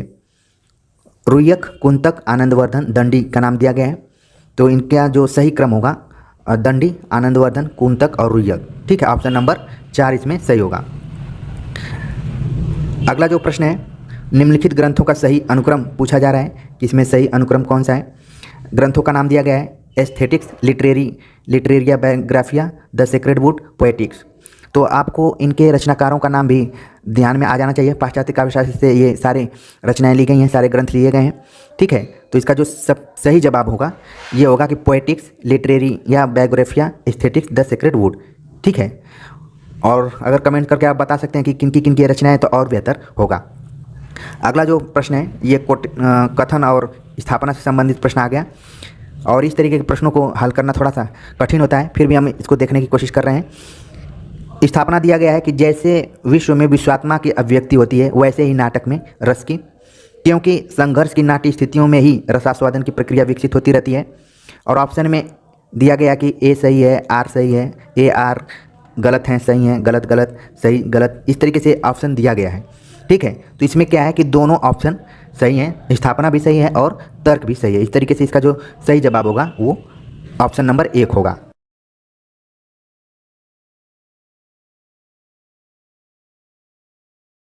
हीन प्रक्रिया है क्योंकि प्रत्येक परिवर्तन नए संशयों, सिद्धांतों और संभावनाओं को जन्म देता है।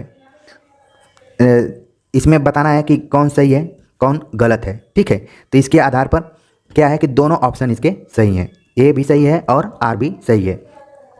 अगला प्रश्न है कि एक तरफ स्थापना दी गई है, दूसरी तरफ तर्क दिया गया है। दलित चिंतन और साहित्य में अभिव्यक्त मनुष्य गांधी का हरिजन ही है, क्योंकि दलित साहित्य में मुख्यतः बाबा साहब अम्बेडकर के सामाजिक राजनीतिक चिंतन को अपनाया गया है। ठीक है, तो पूछा जा रहा है कि इसमें कौन सही है और कौन गलत है, क्योंकि मैं बार बार इसको पढ़ूंगा तो ज़्यादा टाइम लगेगा। इसमें क्या है कि जो स्थापना है वो गलत है और जो तर्क है वो सही है।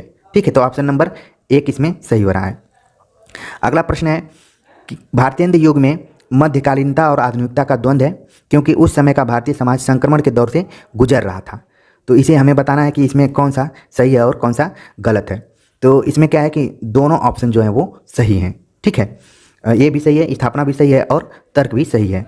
अगला जो तर्क संबंधी प्रश्न है काव्य का सर्वस्व अलंकार है, क्योंकि केवल अलंकारों से ही कविता कामनी का आंतरिक और बाह्य सौंदर्य निखरता है।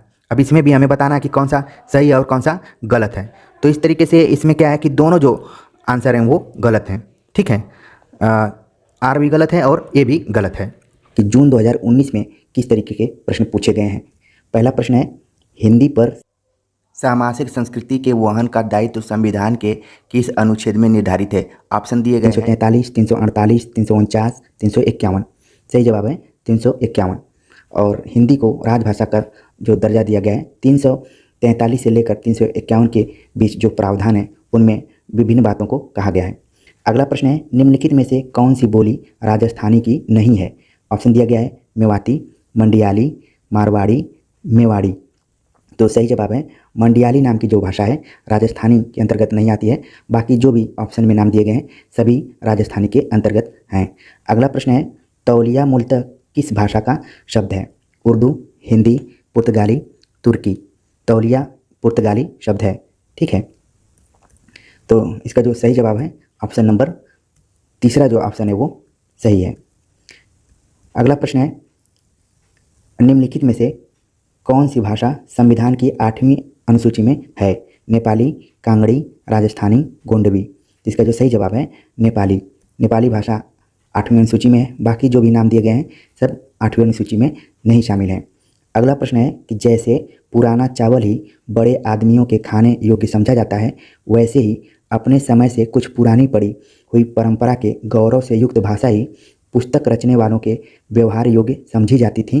रामचंद्र शुक्ल का उपयुक्त कथन हिंदी साहित्य का इतिहास के आदिकाल के किस प्रकरण में है? ऑप्शन दिया गया है प्रकरण 1, 2, 3, 4। तो इसका जो सही जवाब है इस तरीके की बात उन्होंने कहा है। वैसे भी आचार्य रामचंद्र शुक्ल का हिंदी साहित्य का इतिहास पढ़ेंगे तो कालखंड में तो है ही, उन कालखंडों के अंदर उन्होंने कई प्रकरणों में उस पर विचार किया है। तो इसको देखने के लिए आप आचार्य रामचंद्र शुक्ल पर मेरा एक विस्तृत वीडियो लेक्चर है जो कि प्लेलिस्ट में है, उसे जाकर आप देख सकते हैं। अगला प्रश्न है कि अपभ्रंश के जो नमूने हमें पद्यों में मिलते हैं वे उस काव्य भाषा के हैं जो अपने पुरानेपन के कारण बोलने की भाषा से कुछ अलग, बहुत दिनों तक आदिकाल के अंत या उसके कुछ पीछे तक पोथियों में चलती रही। उपयुक्त कथन किसका है? ऑप्शन दिया गया है राहुल साकृत्यायन, रामचंद्र शुक्ल, हजारी प्रसाद द्विवेदी, नामवर सिंह। तो इसका जो सही जवाब है कि नामवर सिंह ने इस कोटेशन को कहा है। तो इस तरीके से जो विकल्प नंबर 2 है वो सही होगा। अगला प्रश्न है एक कविता की पंक्ति दी गई है कि सखी पिया को जो मैं न देखूं तो कैसे काटूं अंधेरी रतिया। उपयुक्त काव्य पंक्तियाँ किस कवि की हैं? ऑप्शन दिया गया है विद्यापति, नरपति नाल, अमीर खुसरो, भट्ट केदार। तो इस पंक्ति का उत्तर है अमीर खुसरो की पंक्तियाँ हैं और प्रत्येक परीक्षा में अमीर खुसरो की पंक्तियाँ या उनसे संबंधित कोटेशन लगातार पूछे जा रहे हैं। अगला जो प्रश्न है ये भी पंक्तियों से ही संबंधित है।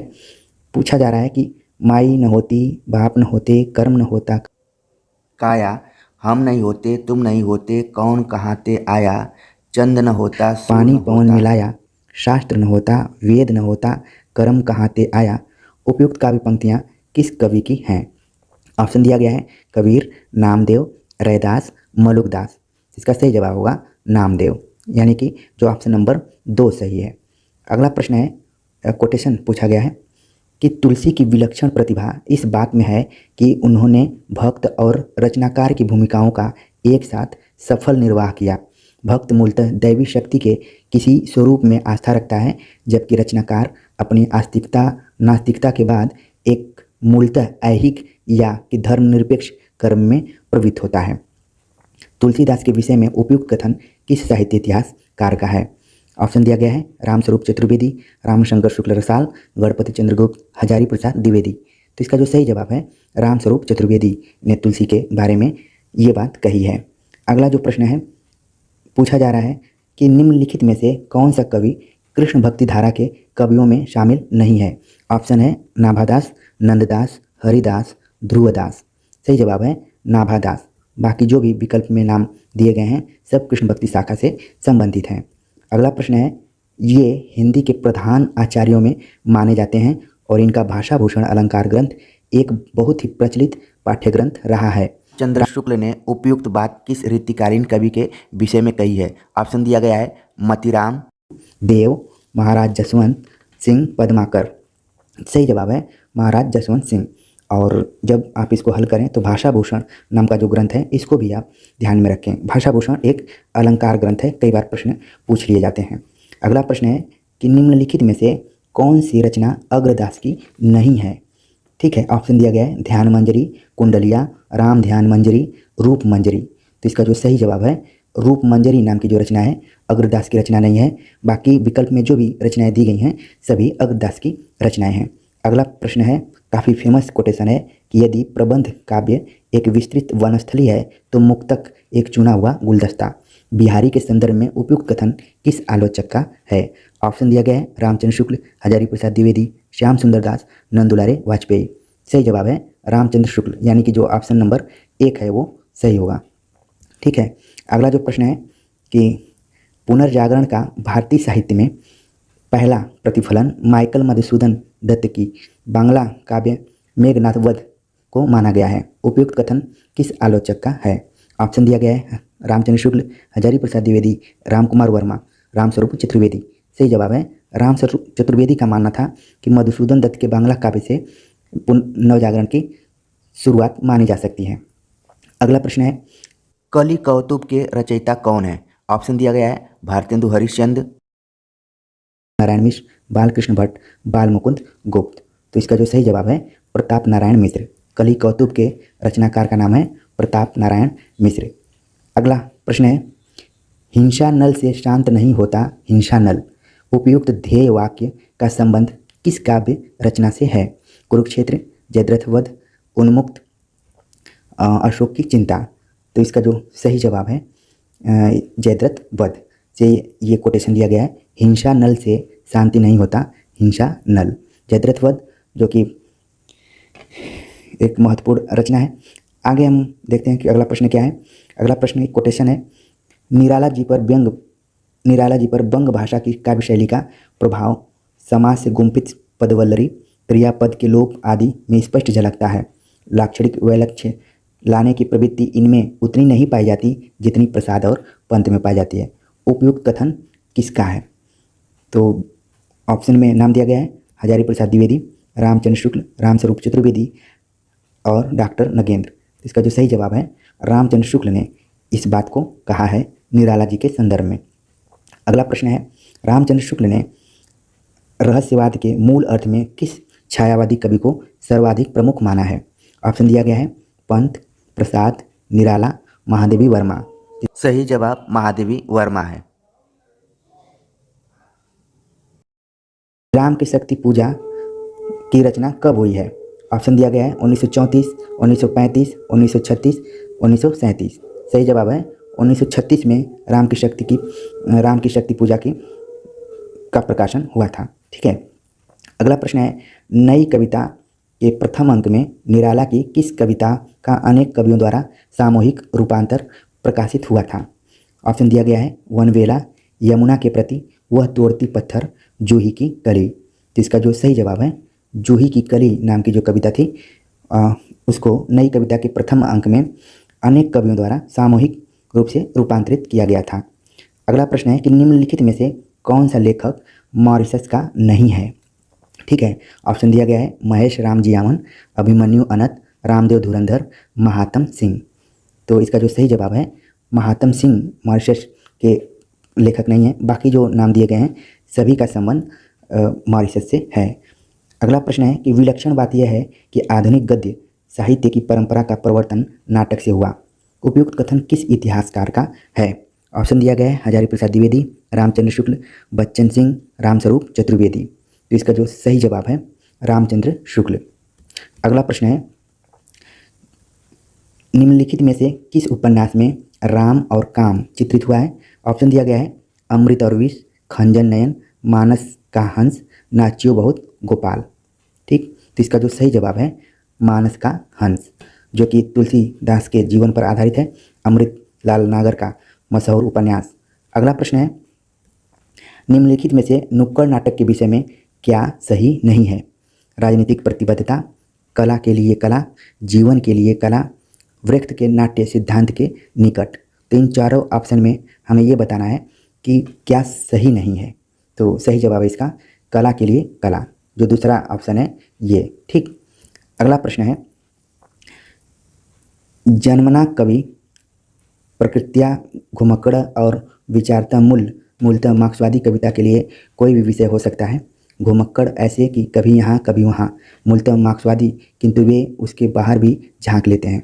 बच्चन सिंह का उपयुक्त कथन किस कवि के बारे में है?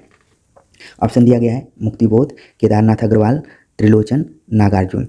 ठीक है, तो बच्चन सिंह ने किसके बारे में ये बात कही है? तो इसका जो सही जवाब है कि नागार्जुन के बारे में उनका ये कथन है।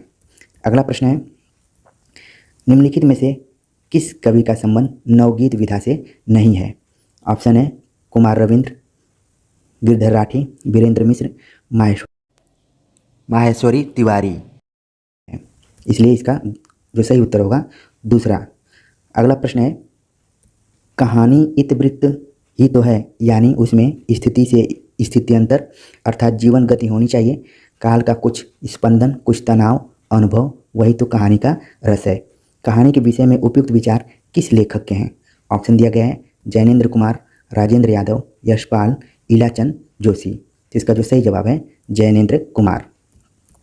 अगला प्रश्न है, यशपाल के उपन्यास झूठा सच में दौलत राम आज़ाद किस राजनीतिक दल का सदस्य था? ऑप्शन दिया गया है कांग्रेस, कम्युनिस्ट पार्टी, मुस्लिम लीग, जनसंघ। दौलत राम आज़ाद किस पार्टी का है? तो इसका जो सही जवाब है कम्युनिस्ट पार्टी का। अगला प्रश्न है, शुक्ल जी ने न तो भारत के रूढ़िवाद को स्वीकार किया, न पश्चिमी व्यक्तिवाद को। उपयुक्त कथन किस लेखक का है? ऑप्शन दिया गया है नंदुलारे वाजपेयी, रामविलास शर्मा, नामवर सिंह, नगेंद्र। तो इसका जो सही जवाब है रामविलास शर्मा का ये कोटेशन है आचार्य शुक्ल के बारे में। अगला प्रश्न है, किसी बात का टोटा होने पर उसे पूरा करने की इच्छा होती है, दुख होने पर उसे मिटाना चाहते हैं, यह स्वभाव है। उपयुक्त कथन किस निबंध से उद्धृत है? ऑप्शन दिया गया है नीलकंठी, समाज और कर्तव्य पालन, कछुआ धर्म, ताज। सही जवाब है इन चारों निबंधों में कछुआ धर्म। ठीक है, कछुआ धर्म में ये बात कही गई है कि किसी बात का टोटा होने पर उसे पूरा करने की इच्छा होती है, दुख होने पर उसे मिटाना चाहते हैं, यह स्वभाव है।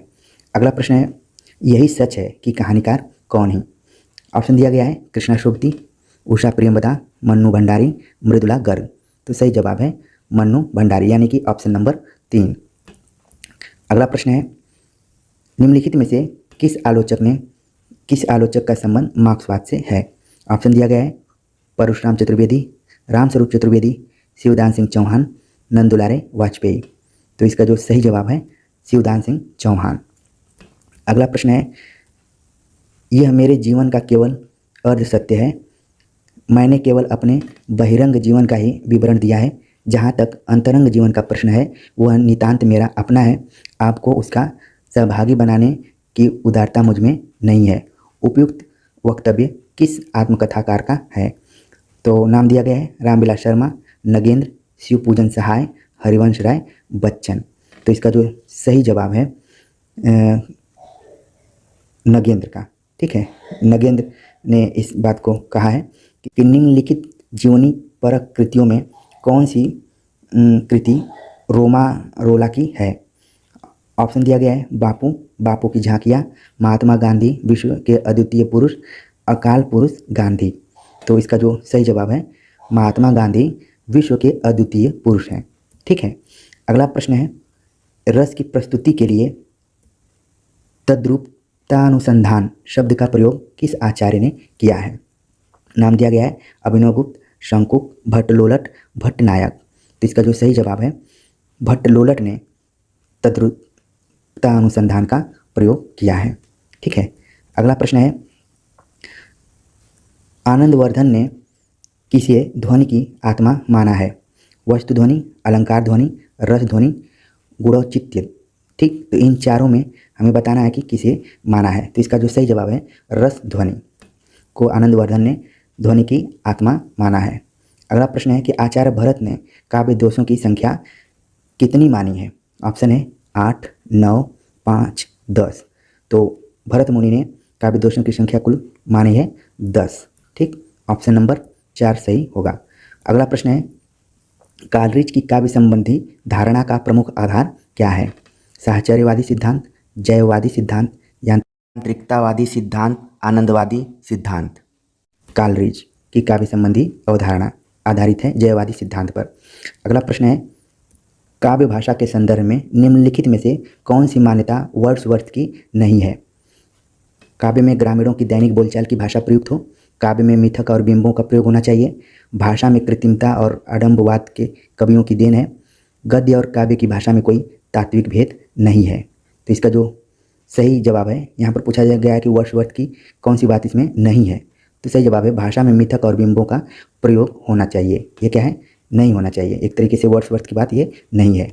अगला प्रश्न है, और बाकी जो भी विकल्प में नाम दिया गया है वो सब सही है। अगला प्रश्न है कि जुंग के अनुसार पिता पर अधिकार जमाने के लिए लड़की की अपनी माँ से प्रतिस्पर्धा को किस ग्रंथि के रूप में जाना जाता है? ऑप्शन दिया गया है परपीड़न रति ग्रंथि, इलेक्ट्रा ग्रंथि, आत्मपीड़न रति ग्रंथि, इडिपस ग्रंथि। तो इसका जो सही जवाब है इलेक्ट्रा ग्रंथि। ठीक है, थोड़ा सा ये नया तरीके का प्रश्न यहाँ पर आपको दिखाई पड़ रहा होगा। मनोविश्लेषणवाद से संबंधित ये प्रश्न है। अगला प्रश्न है कि इश्क भरा है देख ले और जगत से दूर, एक अचंभा हमने देखा देहरी का नासूर। ठीक है, तो ये एक तरीके से कविता दी गई है और पूछा जा रहा है कि अमीर खुसरो की उपयुक्त पहेली से क्या अभिप्राय है? ऑप्शन दिया गया है सन्यासी, अंधा कुआं, खंडहर, प्रेमी का हृदय। तो सही जवाब है कुआं, इस पहेली का अर्थ होगा, यानी कि ऑप्शन नंबर 2 जो है वो सही है।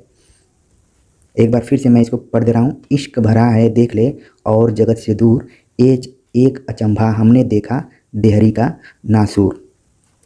अगला प्रश्न है, बलि को सपूत कपिकुल पुरहूत, रघुबीर जो को दूत भरी रूप विकराल को। उपयुक्त काव्य पंक्तियाँ किस रचनाकार की हैं? तो इसका जो सही जवाब है किस रचनाकार की हैं? सही जवाब है इसमें ऑप्शन दिया गया है केशवदास, तुलसीदास, सेनापति, मतीराम। तो इसका जो सही जवाब है सेनापति, यानी कि ऑप्शन नंबर जो 3 है वो सही है। ठीक है, अगला प्रश्न है, जीवन मुँह चाही को नी को, दरस परस दिन राति करती हैं, कान्ह पियारे पी को। उपयुक्त पंक्तियाँ आचार्य रामचंद्र शुक्ल ने किस भाव की अभिव्यक्ति मानी है? उपयुक्त पंक्तियों में ऑप्शन दिया गया है निर्गुण भाव की, सगुण भक्ति भाव की, असूया भाव की, दैहिक श्रृंगार की। तो इसका जो सही जवाब है इसका जो ऑप्शन नंबर 3 असूया भाव। ठीक है, अगला प्रश्न है, सुजान की उपेक्षा से विराग उत्पन्न होने के बाद रीतिकालीन कवि घनानंद वृंदावन जाकर किस संप्रदाय के वैष्णव हो गए थे? ऑप्शन दिया गया है वल्लभ संप्रदाय के, निम्बार्क संप्रदाय के, सखी संप्रदाय के, राधा वल्लभ संप्रदाय के। सही उत्तर है निम्बार्क संप्रदाय जो है उसमें जाकर वो दीक्षित हो गए थे। अगला प्रश्न है,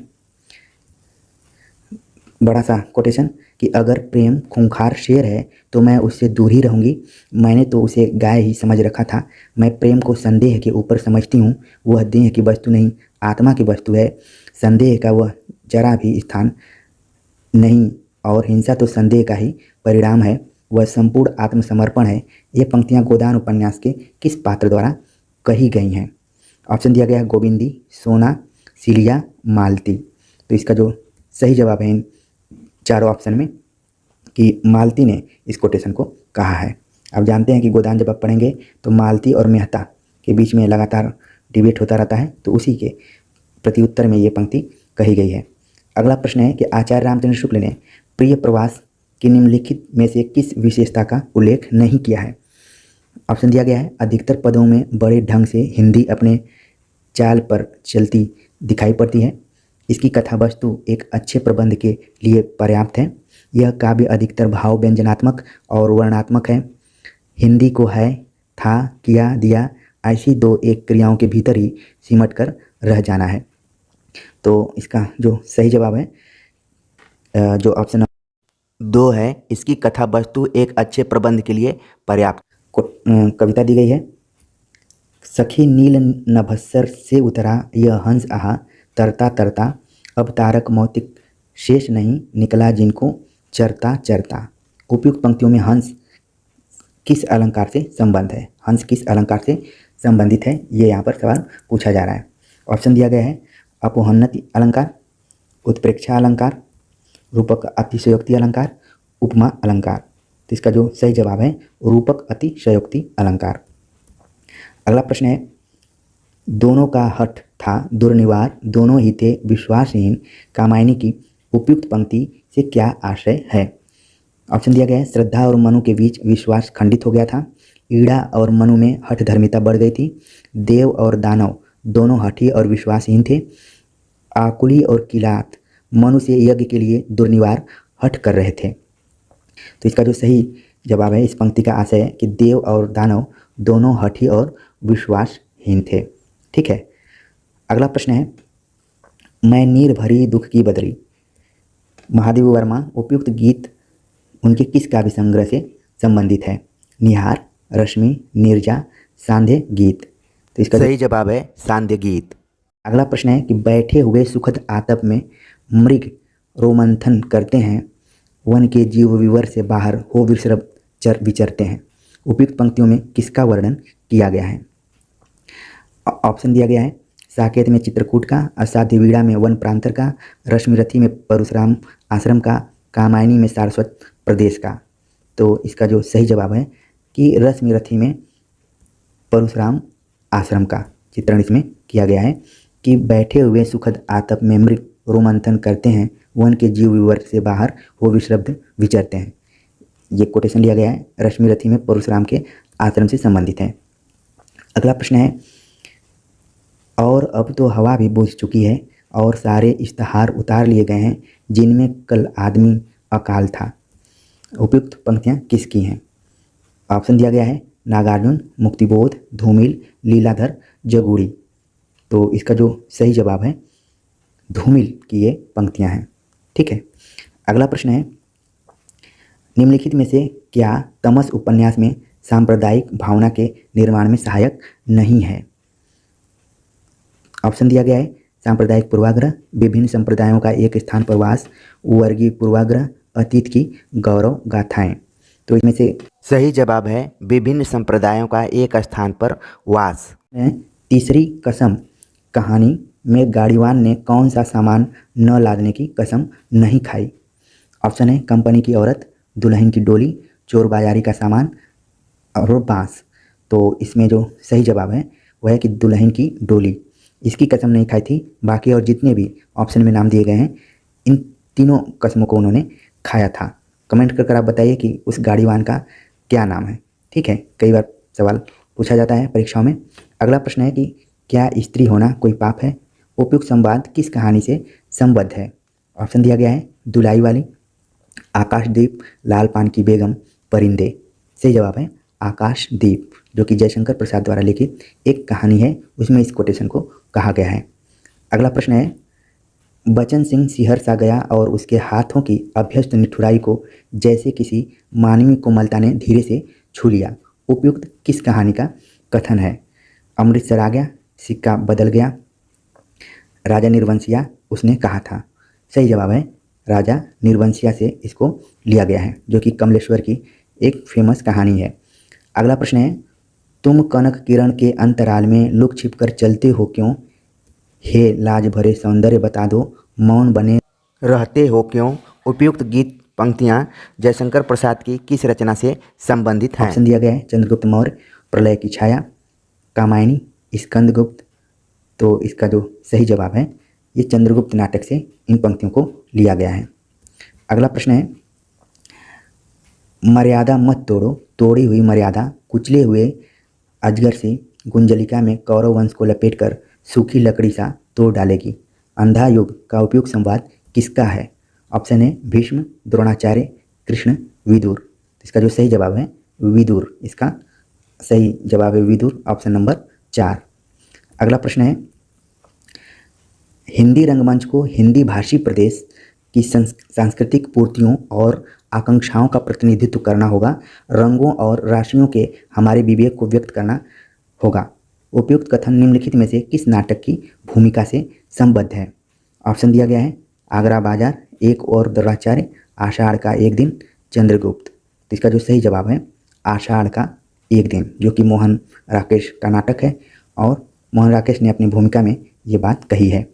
अगला प्रश्न है, नामवर सिंह ने संस्कृति और सौंदर्य निबंध में हजारी प्रसाद द्विवेदी द्वारा रचित अशोक के फूल की रचना का उद्देश्य निम्नलिखित में से किसे माना है? ऑप्शन दिया गया है, प्रकृति वर्णन, संस्कृति की मिश्रता को उजागर करना, संस्कृति की शुद्धता के अहंकार पर चोट। चौथा ऑप्शन है, सामासिक संस्कृति के प्रोत्साहन। इसका सही जवाब है आर्य संस्कृति की शुद्धता के अहंकार पर चोट। अगला प्रश्न है, इस समय तो भारतीय पुरुष जैसे अपने मनोरंजन के लिए रंग बिरंगे पक्षी पाल लेता है, उपयोग के लिए गाय और घोड़ा पाल लेता है, उसी प्रकार वह एक स्त्री को पालता है तथा पालित पशु पक्षियों के समान ही वह उसके शरीर और मन पर अधिकार समझता है। उपयुक्त कथन किसका है? ऑप्शन है महादेवी वर्मा, प्रभा खेतान, अनामिका, मैत्री पुष्पा। सही जवाब है Mahadevi Verma. Option number A किसका सही है? महादेवी वर्मा जो कि हिंदी में स्त्री विमर्श की सबसे प्रारंभिक चिंतक के रूप में जानी जाती हैं, उनका ये फेमस कोटेशन था। अगला प्रश्न है, मन्नू भंडारी अपनी आत्मकथा में आपका बंटी उपन्यास की विभिन्न समीक्षाओं में से किस पक्ष को उपेक्षित मानती हैं? ऑप्शन है खंडित बचपन, बच्चे के पालन पोषण का आर्थिक पक्ष, बाल मनोवैज्ञानिक पक्ष, मुख्य स्त्री पात्र स्त्रीत्व। तो इसका जो सही जवाब है इन चारों ऑप्शंस में सही जवाब है इसका मुख्य स्त्री पात्र स्त्रीत्व को। ठीक है, ये जो इसका चौथा विकल्प है ये इसका सही जवाब है। आपका बंटी आप जानते हैं कि तलाकशुदा मैटर को इसमें उठाया गया है। और अगला प्रश्न है, गांधीवाद निम्नलिखित में से कौन सा कथन सही नहीं है? ऑप्शन दिया गया है, इसके पीछे मार्क्सवाद के समान व्यवस्थित शास्त्रीय अध्ययन नहीं है, इसका आधार तर्क नहीं सहानुभूति है, इसमें विचार स्वातंत्र्य का अभाव है, इसके विचारों का स्रोत दैनिक साधना है। तो इसका जो सही जवाब है इसमें विचार स्वतंत्र का अभाव है। ये क्या है? नहीं है। ठीक, बाकी सारी बातें जो कही गई हैं वो सही हैं। अगला, चंद्र शुक्ल के अनुसार रहीम के बारे में कौन सी बातें सही हैं? ऑप्शन ए संस्कृत, अरबी और फारसी के पूर्ण विद्वान थे, हिंदी काव्य के उतने मर्मज्ञ कवि नहीं थे जितने फारसी के, उनकी दानशीलता हृदय की सच्ची प्रेरणा के रूप में थी, उनकी सभा विद्वानों और कवियों से सदा भरी रहती थी। ऑप्शन नंबर ई, जब इनसे कोई अनुभव नहीं होता था। अब ऑप्शन पूछा गया है कि जो भी हमने अभी पढ़ा इसमें से सही विकल्प कौन सा है? ठीक है, तो सही विकल्प है ए सी डी, यानी कि रामचंद्र शुक्ल ने रहीम के बारे में कौन कौन सी बातें कही हैं कि वो संस्कृत, अरबी और फारसी के विद्वान थे, उनकी दानशीलता की सच्ची प्रेरणा के रूप में थी, और उनकी सभा विद्वानों और कवियों से सदा भरी रहती थी। ठीक है, तो ये ऑप्शन सही है, यानी कि ऑप्शन नंबर 4। अगला प्रश्न है, थोड़ा सा अब क्वेश्चन किताबों के अंदर से पूछे जा रहे हैं तो सभी किताबों को ठीक से पढ़ने की ज़रूरत है। अगला प्रश्न है कि तोरी माननी ते हियों फोरी मोहिनी मान, प्रेम देव की छवि ही लखी भये मियाँ रसखान। आचार्य रामचंद्र शुक्ल के अनुसार उपयुक्त दोहे से प्रमाणित होता है कि रसखान किसी स्त्री पर आसक्त थे, स्त्री मानवती थी और रसखान का अनादर करती थी। रसखान स्वयं को प्रेम का मानदंड मानते थे। रसखान को भास हुआ कि जिस पर गोपियाँ मरती हैं उसी पर ध्यान लगाया जाए। रसखान मोहिनी का मान मर्दन करना चाहते थे। अब इसमें से हमें बताना है कि सही बात कौन सी है। ठीक है, तो रामचंद्र शुक्ल का जो विकल्प नंबर 1 है कि रसखान किसी स्त्री पर आसक्त थे, ये सही बात है। और जो दूसरा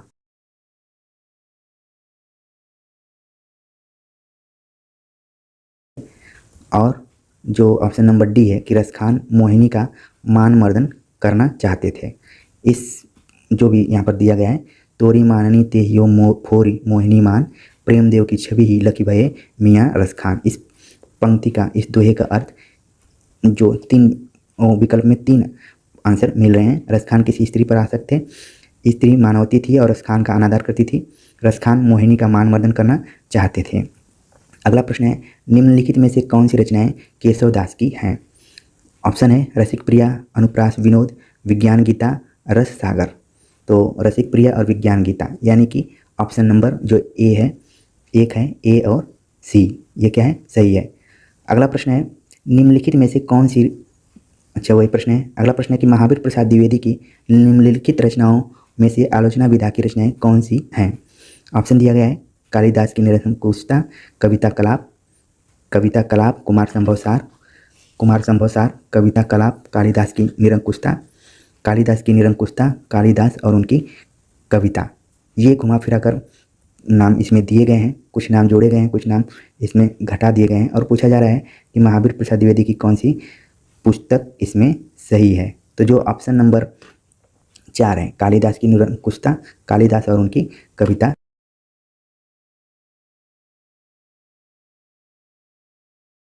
किन विधाओं में लिखा है? नाटक, उपन्यास, कविता, आलोचना। इन विधाओं का नाम दिया है लाला श्रीनिवास दास, जिन्होंने कि संयुक्ता स्वयंवर नाम से नाटक लिखा था और परीक्षा गुरु नाम से उपन्यास लिखा था। इस तरीके से इसका जो सही जवाब होगा ए और बी। ठीक है, तो ए और बी यानी कि जो चौथा ऑप्शन है वो सही हो जाएगा यहाँ पर। अगला प्रश्न है, अभिनव गुप्त के अनुसार मानव मन में वासना रूप में स्थित स्थायी भाव का साधारणीकरण होता है। साधारणीकरण के लिए भोजकत्व व्यापार अनिवार्य है। साधारणीकरण की अवस्था में प्रेक्षक स्व पर के बंधन से छूट जाता है। साधारणीकरण की अवस्था में प्रेक्षक को लौकिक संबंधों का बोध होता है। तो अब इसमें बताना कि अभिनव गुप्त के अनुसार कौन सी बात सही है। ठीक है, तो जो ए ऑप्शन है और सी ऑप्शन है वो सही है। अभिनव गुप्त के अनुसार मानव मन में वासना रूप में स्थित स्थायी भाव का साधारणीकरण होता है और साधारणीकरण की अवस्था में प्रेक्षक स्व और पर के बंधन से छूट जाता है, यानी कि ए और सी जो विकल्प हैं वो सही हैं।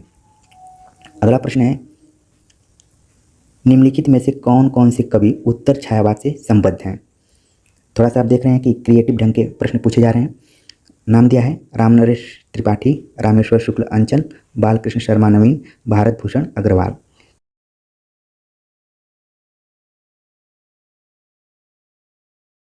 सी और डी, तो ऑप्शन नंबर इसमें जो 4 है वो सही होगा, या फिर ऑप्शन नंबर यहाँ पर बी और सी थोड़ा सा देख लेते हैं। रामेश्वर शुक्ल अंचल, बालकृष्ण शर्मा नवीन, ये सब उत्तर छायावाद के हैं। जो भारत भूषण अग्रवाल हैं ये तो आपके तार सप्तक के अंतर्गत आ जा रहे हैं। इस तरीके से इसका जो सही जवाब होगा बी और सी, यानी कि रामेश्वर शुक्ल अंचल, बालकृष्ण शर्मा नवीन, ये सब उत्तर छायावादी कवि रहे हैं। अगला जो प्रश्न है, भीष्म शाहनी के नाटकों की कौन सी विशेषताएं हैं? ऑप्शन दिया गया है, भारतीय नारी की पीड़ा का प्रभावी प्रस्तुतिकरण, भारतीय संस्कृति की पुनरुत्थानवादी अभिव्यक्ति, मध्यकालीन धर्मांधता, अनाचार तथा तानाशाही की सामयिक संगति, सांप्रदायिक एकता और राष्ट्रीय अखंडता की अभिव्यक्ति। तो इसमें हमें बताना है कि कौन सा सही विकल्प है। ठीक है, और ए और बी इस तरीके से दिया हुआ है ऑप्शन में, तो इसमें से हमें बताना है। तो इसका जो सही जवाब है वो है ए और सी, यानी कि भारतीय नारी की पीड़ा को प्रस्तुत करते हैं और मध्यकालीन धर्मांधता का उन्होंने चित्रण किया अपने रचनाओं में, खासतौर से नाटकों के अंदर। अगला प्रश्न है, गैंग्रीन कहानी की मालती बचपन में कैसी लड़की थी? सरल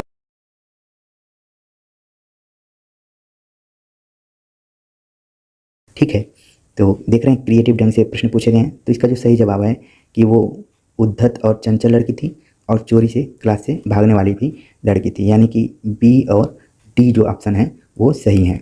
गैंग्रीन कहानी अज्ञे द्वारा लिखी गई कहानी है। ठीक है, तो उसको आप पढ़िए, बड़ा इंटरेस्टिंग है। उसका दूसरा नाम है रोज। अगला प्रश्न है, निम्नलिखित में से कौन सी रचनाएं भारतीय प्रशासन व्यवस्था पर सटीक व्यंग करती हैं? भोला राम का जीव, सिक्का बदल गया, जामुन का पेड़, पीता। तो इसका जो सही जवाब है ए और सी, यानी कि ऑप्शन नंबर 1। जामुन का पेड़ काफ़ी इंटरेस्टिंग रचना है और भोला राम का जीव दोनों व्यंग्यात्मक हैं। ठीक है, और दोनों ही नौकरशाही यानी प्रशासनिक व्यवस्था पर व्यंग के रूप में लिखी गई हैं। अगला प्रश्न है जो कि सुमेलित करना है। निम्नलिखित रचनाओं को उनके रचनाकारों के साथ सुमेलित कीजिए। एक तरफ रचनाओं का नाम है, दूसरी तरफ रचनाकार हैं। प्राकृत प्रकाश, श्रावकचार, प्रबंध चिंतामणि, कुमारपाल प्रतिबोध। तो सबसे पहले हम इसमें मिलाते हैं कि जो श्रावकचार है ये है देवसेन का। तो एक बार हम देख लेते हैं कि बी का 1 किस में सही हो रहा है, बी का 1, यानी कि ऑप्शन नंबर जो 1 है यही इसका सही जवाब होगा। बाकी रचनाओं को हम देख लेते हैं। ए का 2, यानी कि जो प्राकृत है वह रुचि का, श्रावकचार देवसेन का,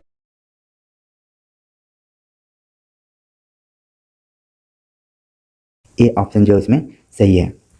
इसी तरीके से आगे हम प्रश्नों को देखते हैं जो कि मिलान वाले ही हैं और पूछा जा रहा है। एक तरफ रचनाओं का नाम है, दूसरी तरफ रचनाकारों का नाम है। काव्य प्रकाश, रसराज, रसविलास, रस सारांश। तो मिलाते हैं। काव्य प्रकाश हो गया चिंतामणि का, ठीक। रसराज या रस सारांश हम देख लेते हैं। एक बार हम देखते हैं कि विकल्प में भी थोड़ा सा जाकर देखते हैं कि चिंतामणि ए का 3, तो हम देखते हैं ए का 3 जो दिया गया है विकल्प नंबर 4 में, ठीक। तो एक तरीके से इसका तो सही जवाब 4 हो गया, लेकिन अन्य रचनाओं को भी हम देख लेते हैं।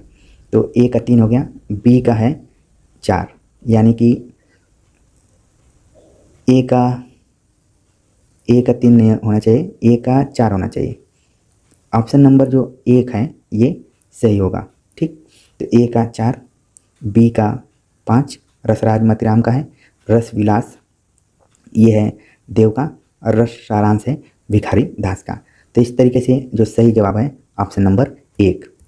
अगला प्रश्न है, इसको भी मिलाना ही है, और तमाम जो लक्षण दिए गए हैं काव्यशास्त्र के अंतर्गत उन आचार्यों के कथनों को और आचार्यों के मिलान करना है, ठीक है। तो अब एक तरफ दंडी, भाम, वामन, क्षेमेंद्र का नाम दिया है, और दूसरी तरफ कथन दिया हुआ है कि काव्य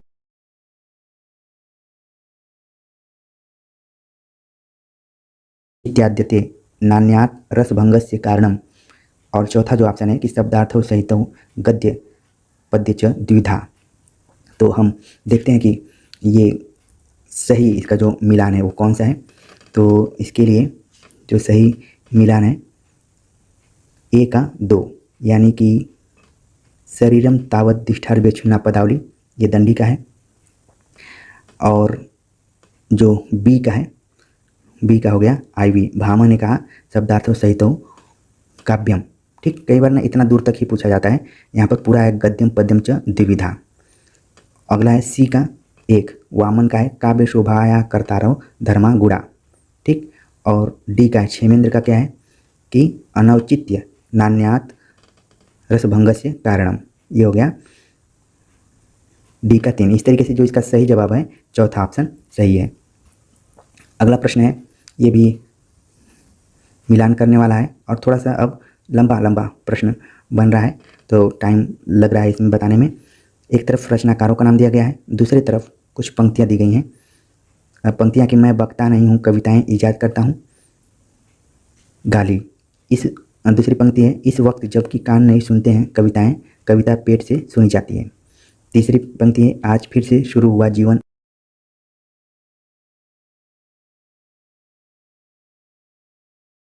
से जानता हूँ सत्य की चोट बहुत गहरी होती है। अब हमें इसे मिलाना है और मिला के बताना है कि इसमें से कौन जवाब सही है।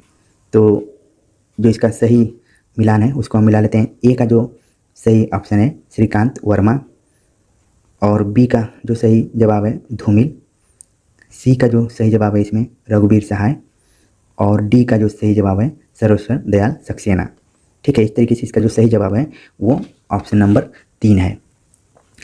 अगला प्रश्न है, एक तरफ काव्य रचनाओं का नाम दिया है, दूसरी तरफ उनके प्रकाशनों का नाम दिया है। मिलान करना है। जूही की कली, भारत भारती, प्रिय प्रवास, प्रथम रश्मि। तो सबसे पहले हम देखते हैं भारत भारती 1912 में, ठीक। प्रिय प्रवास 1916 में, प्रथम रश्मि 1900। प्रिय प्रवास आपकी जो रचना है ये 1914 की है, ठीक है। 1914 की हो गई प्रिय प्रवास, और प्रथम रश्मि 1919 की, जूही की कली 1916 की रचना है। तो इस तरीके से इसका जो सही जवाब होना चाहिए, पहले देख लेते हैं बी का आईवी। बी का आईवी कहाँ पे है, दिया है कि नहीं। बी का आईवी एक ही ऑप्शन है, यानी कि ऑप्शन नंबर 2 इसमें सही होगा। और बाकी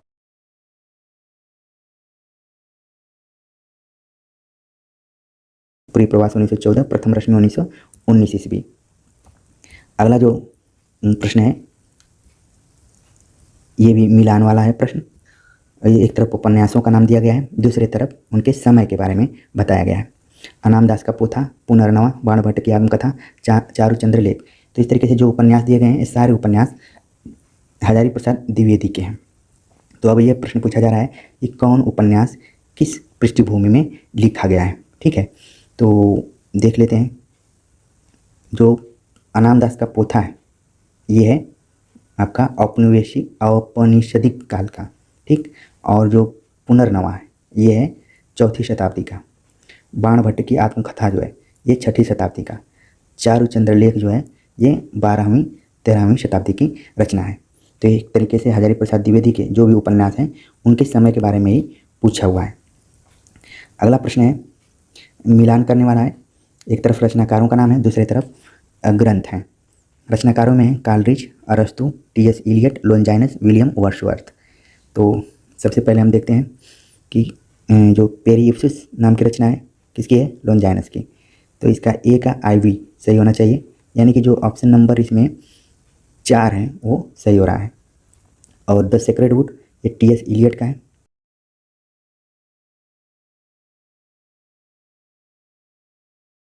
ठीक, तो इस तरीके से सही जवाब होगा ऑप्शन नंबर 4। अगला जो प्रश्न है वो भी मिलान करने वाला है और लोक मंच से आधारित है। ठीक, और ये एक तरीके से रिपीटेड टाइप का प्रश्न है। इसमें एक तरफ लोक मंच का नाम दिया गया है सांग, विदेशिया, माच, ख्याल। ठीक, तो सबसे पहले हम देखते हैं विदेशिया जिसका संबंध बिहार से है, तो बी का IV, तो देख रहे हैं कि बी का IV दो जगह है। फिर इसके बाद हम देखते हैं जो माच नाम का लोकमंच है इसका संबंध किससे हो गया, C का 1, यानी कि मध्य प्रदेश से। सही जवाब इसका हो रहा है ऑप्शन नंबर 2। सांग किसका हो गया, हरियाणा का। फिर और D जो ख्याल है ये राजस्थान का है। ठीक, तो इस तरीके से इसका जो सही जवाब हो गया ऑप्शन नंबर 2। अगला प्रश्न है, मिलान करने वाला है। एक तरफ संस्थाओं का नाम दिया गया है, दूसरी तरफ उनके प्रवर्तकों या संस्थापकों का नाम है। ब्रह्म समाज, प्रार्थना समाज, थियोसॉफिकल सोसाइटी, सत्य शोधक समाज। तो तुरंत हम देखते हैं ब्रह्म समाज, राजा राम मोहन राय, यानी कि ए का जो है 4, ए का 4 आप देख रहे हैं ऑप्शन नंबर 1 में दिखाई पड़ रहा है। और प्रार्थना समाज के जो हैं राणा डे। ठीक, यानी कि बी का 3। सत्य शोधक समाज यानी कि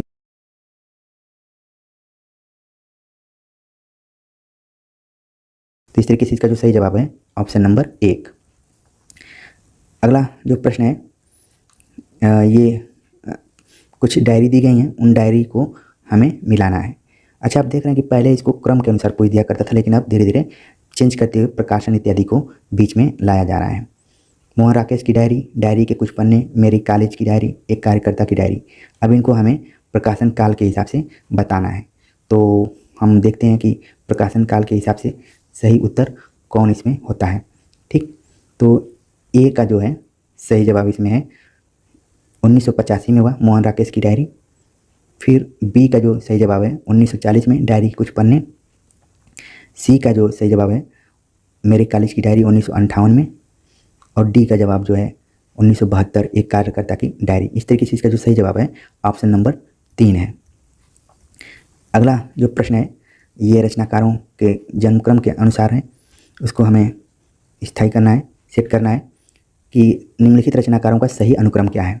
केशवदास, बिहारी, मत्तीराम, घनानंद, इनका नाम दिया हुआ है, तो बताना है कि इसमें सही जवाब कौन सा है। तो क्रम के अनुसार तो पहला ऑप्शन है वही सही है। पहले केशवदास 1555, बिहारी 1595, मत्तीराम 1613, घनानंद 1689 ईस्वी के हैं। तो ये एक तरीके से सही अनुक्रम हो गया।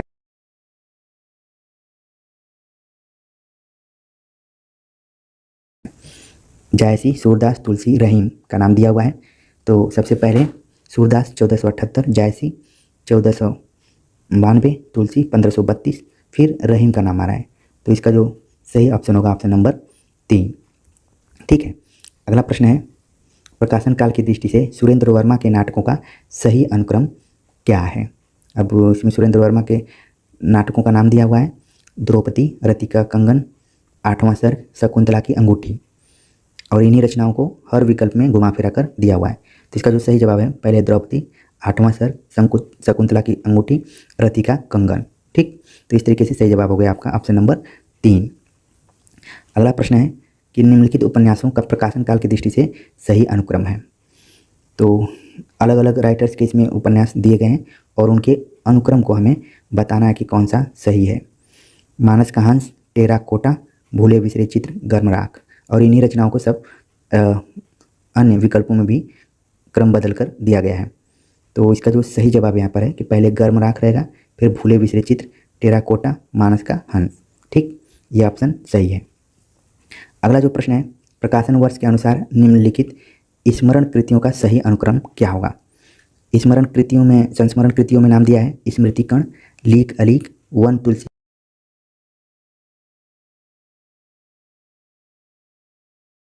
दिया गया है। तो इसका जो सही जवाब है, पहले है स्मृतिकण, फिर हम हसमत, लीक अलीक, वन तुलसी की गंध, यानी कि ऑप्शन नंबर जो 4 है वो यहाँ पर सही होगा। अगला प्रश्न है, रचना काल की दृष्टि से निम्नलिखित रचनाओं का सही अनुक्रम क्या है। तो ये काव्य शास्त्र से संबंधित प्रश्न यहाँ पर आ गया और हमें सही अनुक्रम बताना है। काव्यालंकार, नाट्यशास्त्र, ध्वन्यालोक, साहित्य दर्पण। तो सबसे पहले क्या आना चाहिए, नाट्यशास्त्र आना चाहिए। तो ऑप्शन नंबर जो 4 है, नाट्यशास्त्र, काव्यालंकार, ध्वन्यालोक, साहित्य दर्पण, ये क्रम के अनुसार सही ऑप्शन, यानी कि ऑप्शन नंबर 4 सही होगा। अगला जो प्रश्न है, कथन और तर्क पर आधारित है। कथन है कि कविता केवल वस्तुओं के ही रंग रूप में सौंदर्य की छटा नहीं दिखाती, प्रत्युत कर्म और मनोवृत्ति के सौंदर्य के भी अत्यंत मार्मिक दृश्य सामने लाती है। ये तो कथन हो गया। तर्क है कि वह विकसित कमल के सौंदर्य का चित्रण तो करती है, पर शव नोचते कुत्तों की विभत्स व्यापार की झलक नहीं दिखाती, क्योंकि विभत्स व्यापार का चित्रण शास्त्रानुमोदित नहीं है। अब हमें इसमें बताना है कि कौन सही है और कौन सा गलत है। तो इस विकल्प के अनुसार जो सही आंसर है कि ए सही है, लेकिन आर इसमें गलत है, यानी कि जो स्थापना है वो सही है और जो तर्क है वो गलत है। इस तरीके से इसका जो सही जवाब हो गया ए सही, आर गलत है। अगला प्रश्न है, स्थापना और तर्क से संबंधित ही है कि कविता का अंतिम लक्ष्य जगत के मार्मिक पक्षों का प्रत्यक्षीकरण करके उनके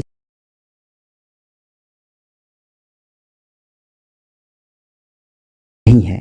तो इसका जो सही जवाब होगा इसमें कि दोनों जो कथन है वो क्या है, सही हैं।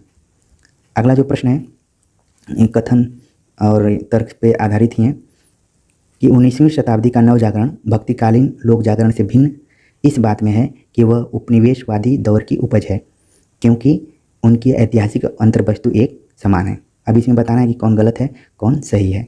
ठीक है, तो जो ऑप्शन दिए गए हैं कि ए गलत है, आर गलत है, तो इसके आधार पर इसका जो सही जवाब है वो है कि ए सही है और आर गलत है, यानी कि जो स्थापना दी गई है वो सही है और जो तर्क दिया गया वो गलत है। अगला प्रश्न है कि बिंबवाद में शब्दों की कम खर्ची भाषा के समास गुण, कम से कम शब्दों के प्रयोग से अधिकाधिक अर्थ व्यंजना को महत्व दिया गया है। तर्क है कि बिंबवाद के समर्थकों का मानना था कि विषय का सपाट और प्रत्यक्ष निरूपण किया जाना चाहिए। अब इसके आधार पर हमें बताना है कि इसमें कौन सही है और कौन गलत है। तो इसमें जो सही जवाब है ये है कि ए सही है और आर गलत है। ठीक, तो ऑप्शन नंबर 1 इसका सही है। अगला जो प्रश्न है वो भी स्थापना और तर्क पर आधारित है। कला का आस्वाद युग निरपेक्ष नहीं होता। तर्क है कि शाश्वता का गुण कालजयी कलाकृतियों में सहज अंतर्भूत नहीं होता। अब इसमें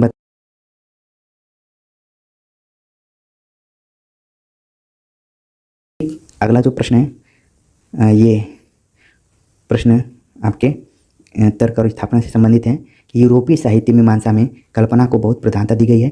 कल्पना काव्य का अनिवार्य साध्य है। अब इसमें हमें बताना है कि कौन सा सही है कौन सा गलत है। तो जो स्थापना दी गई है वो सही है और तर्क जो है वो गलत है।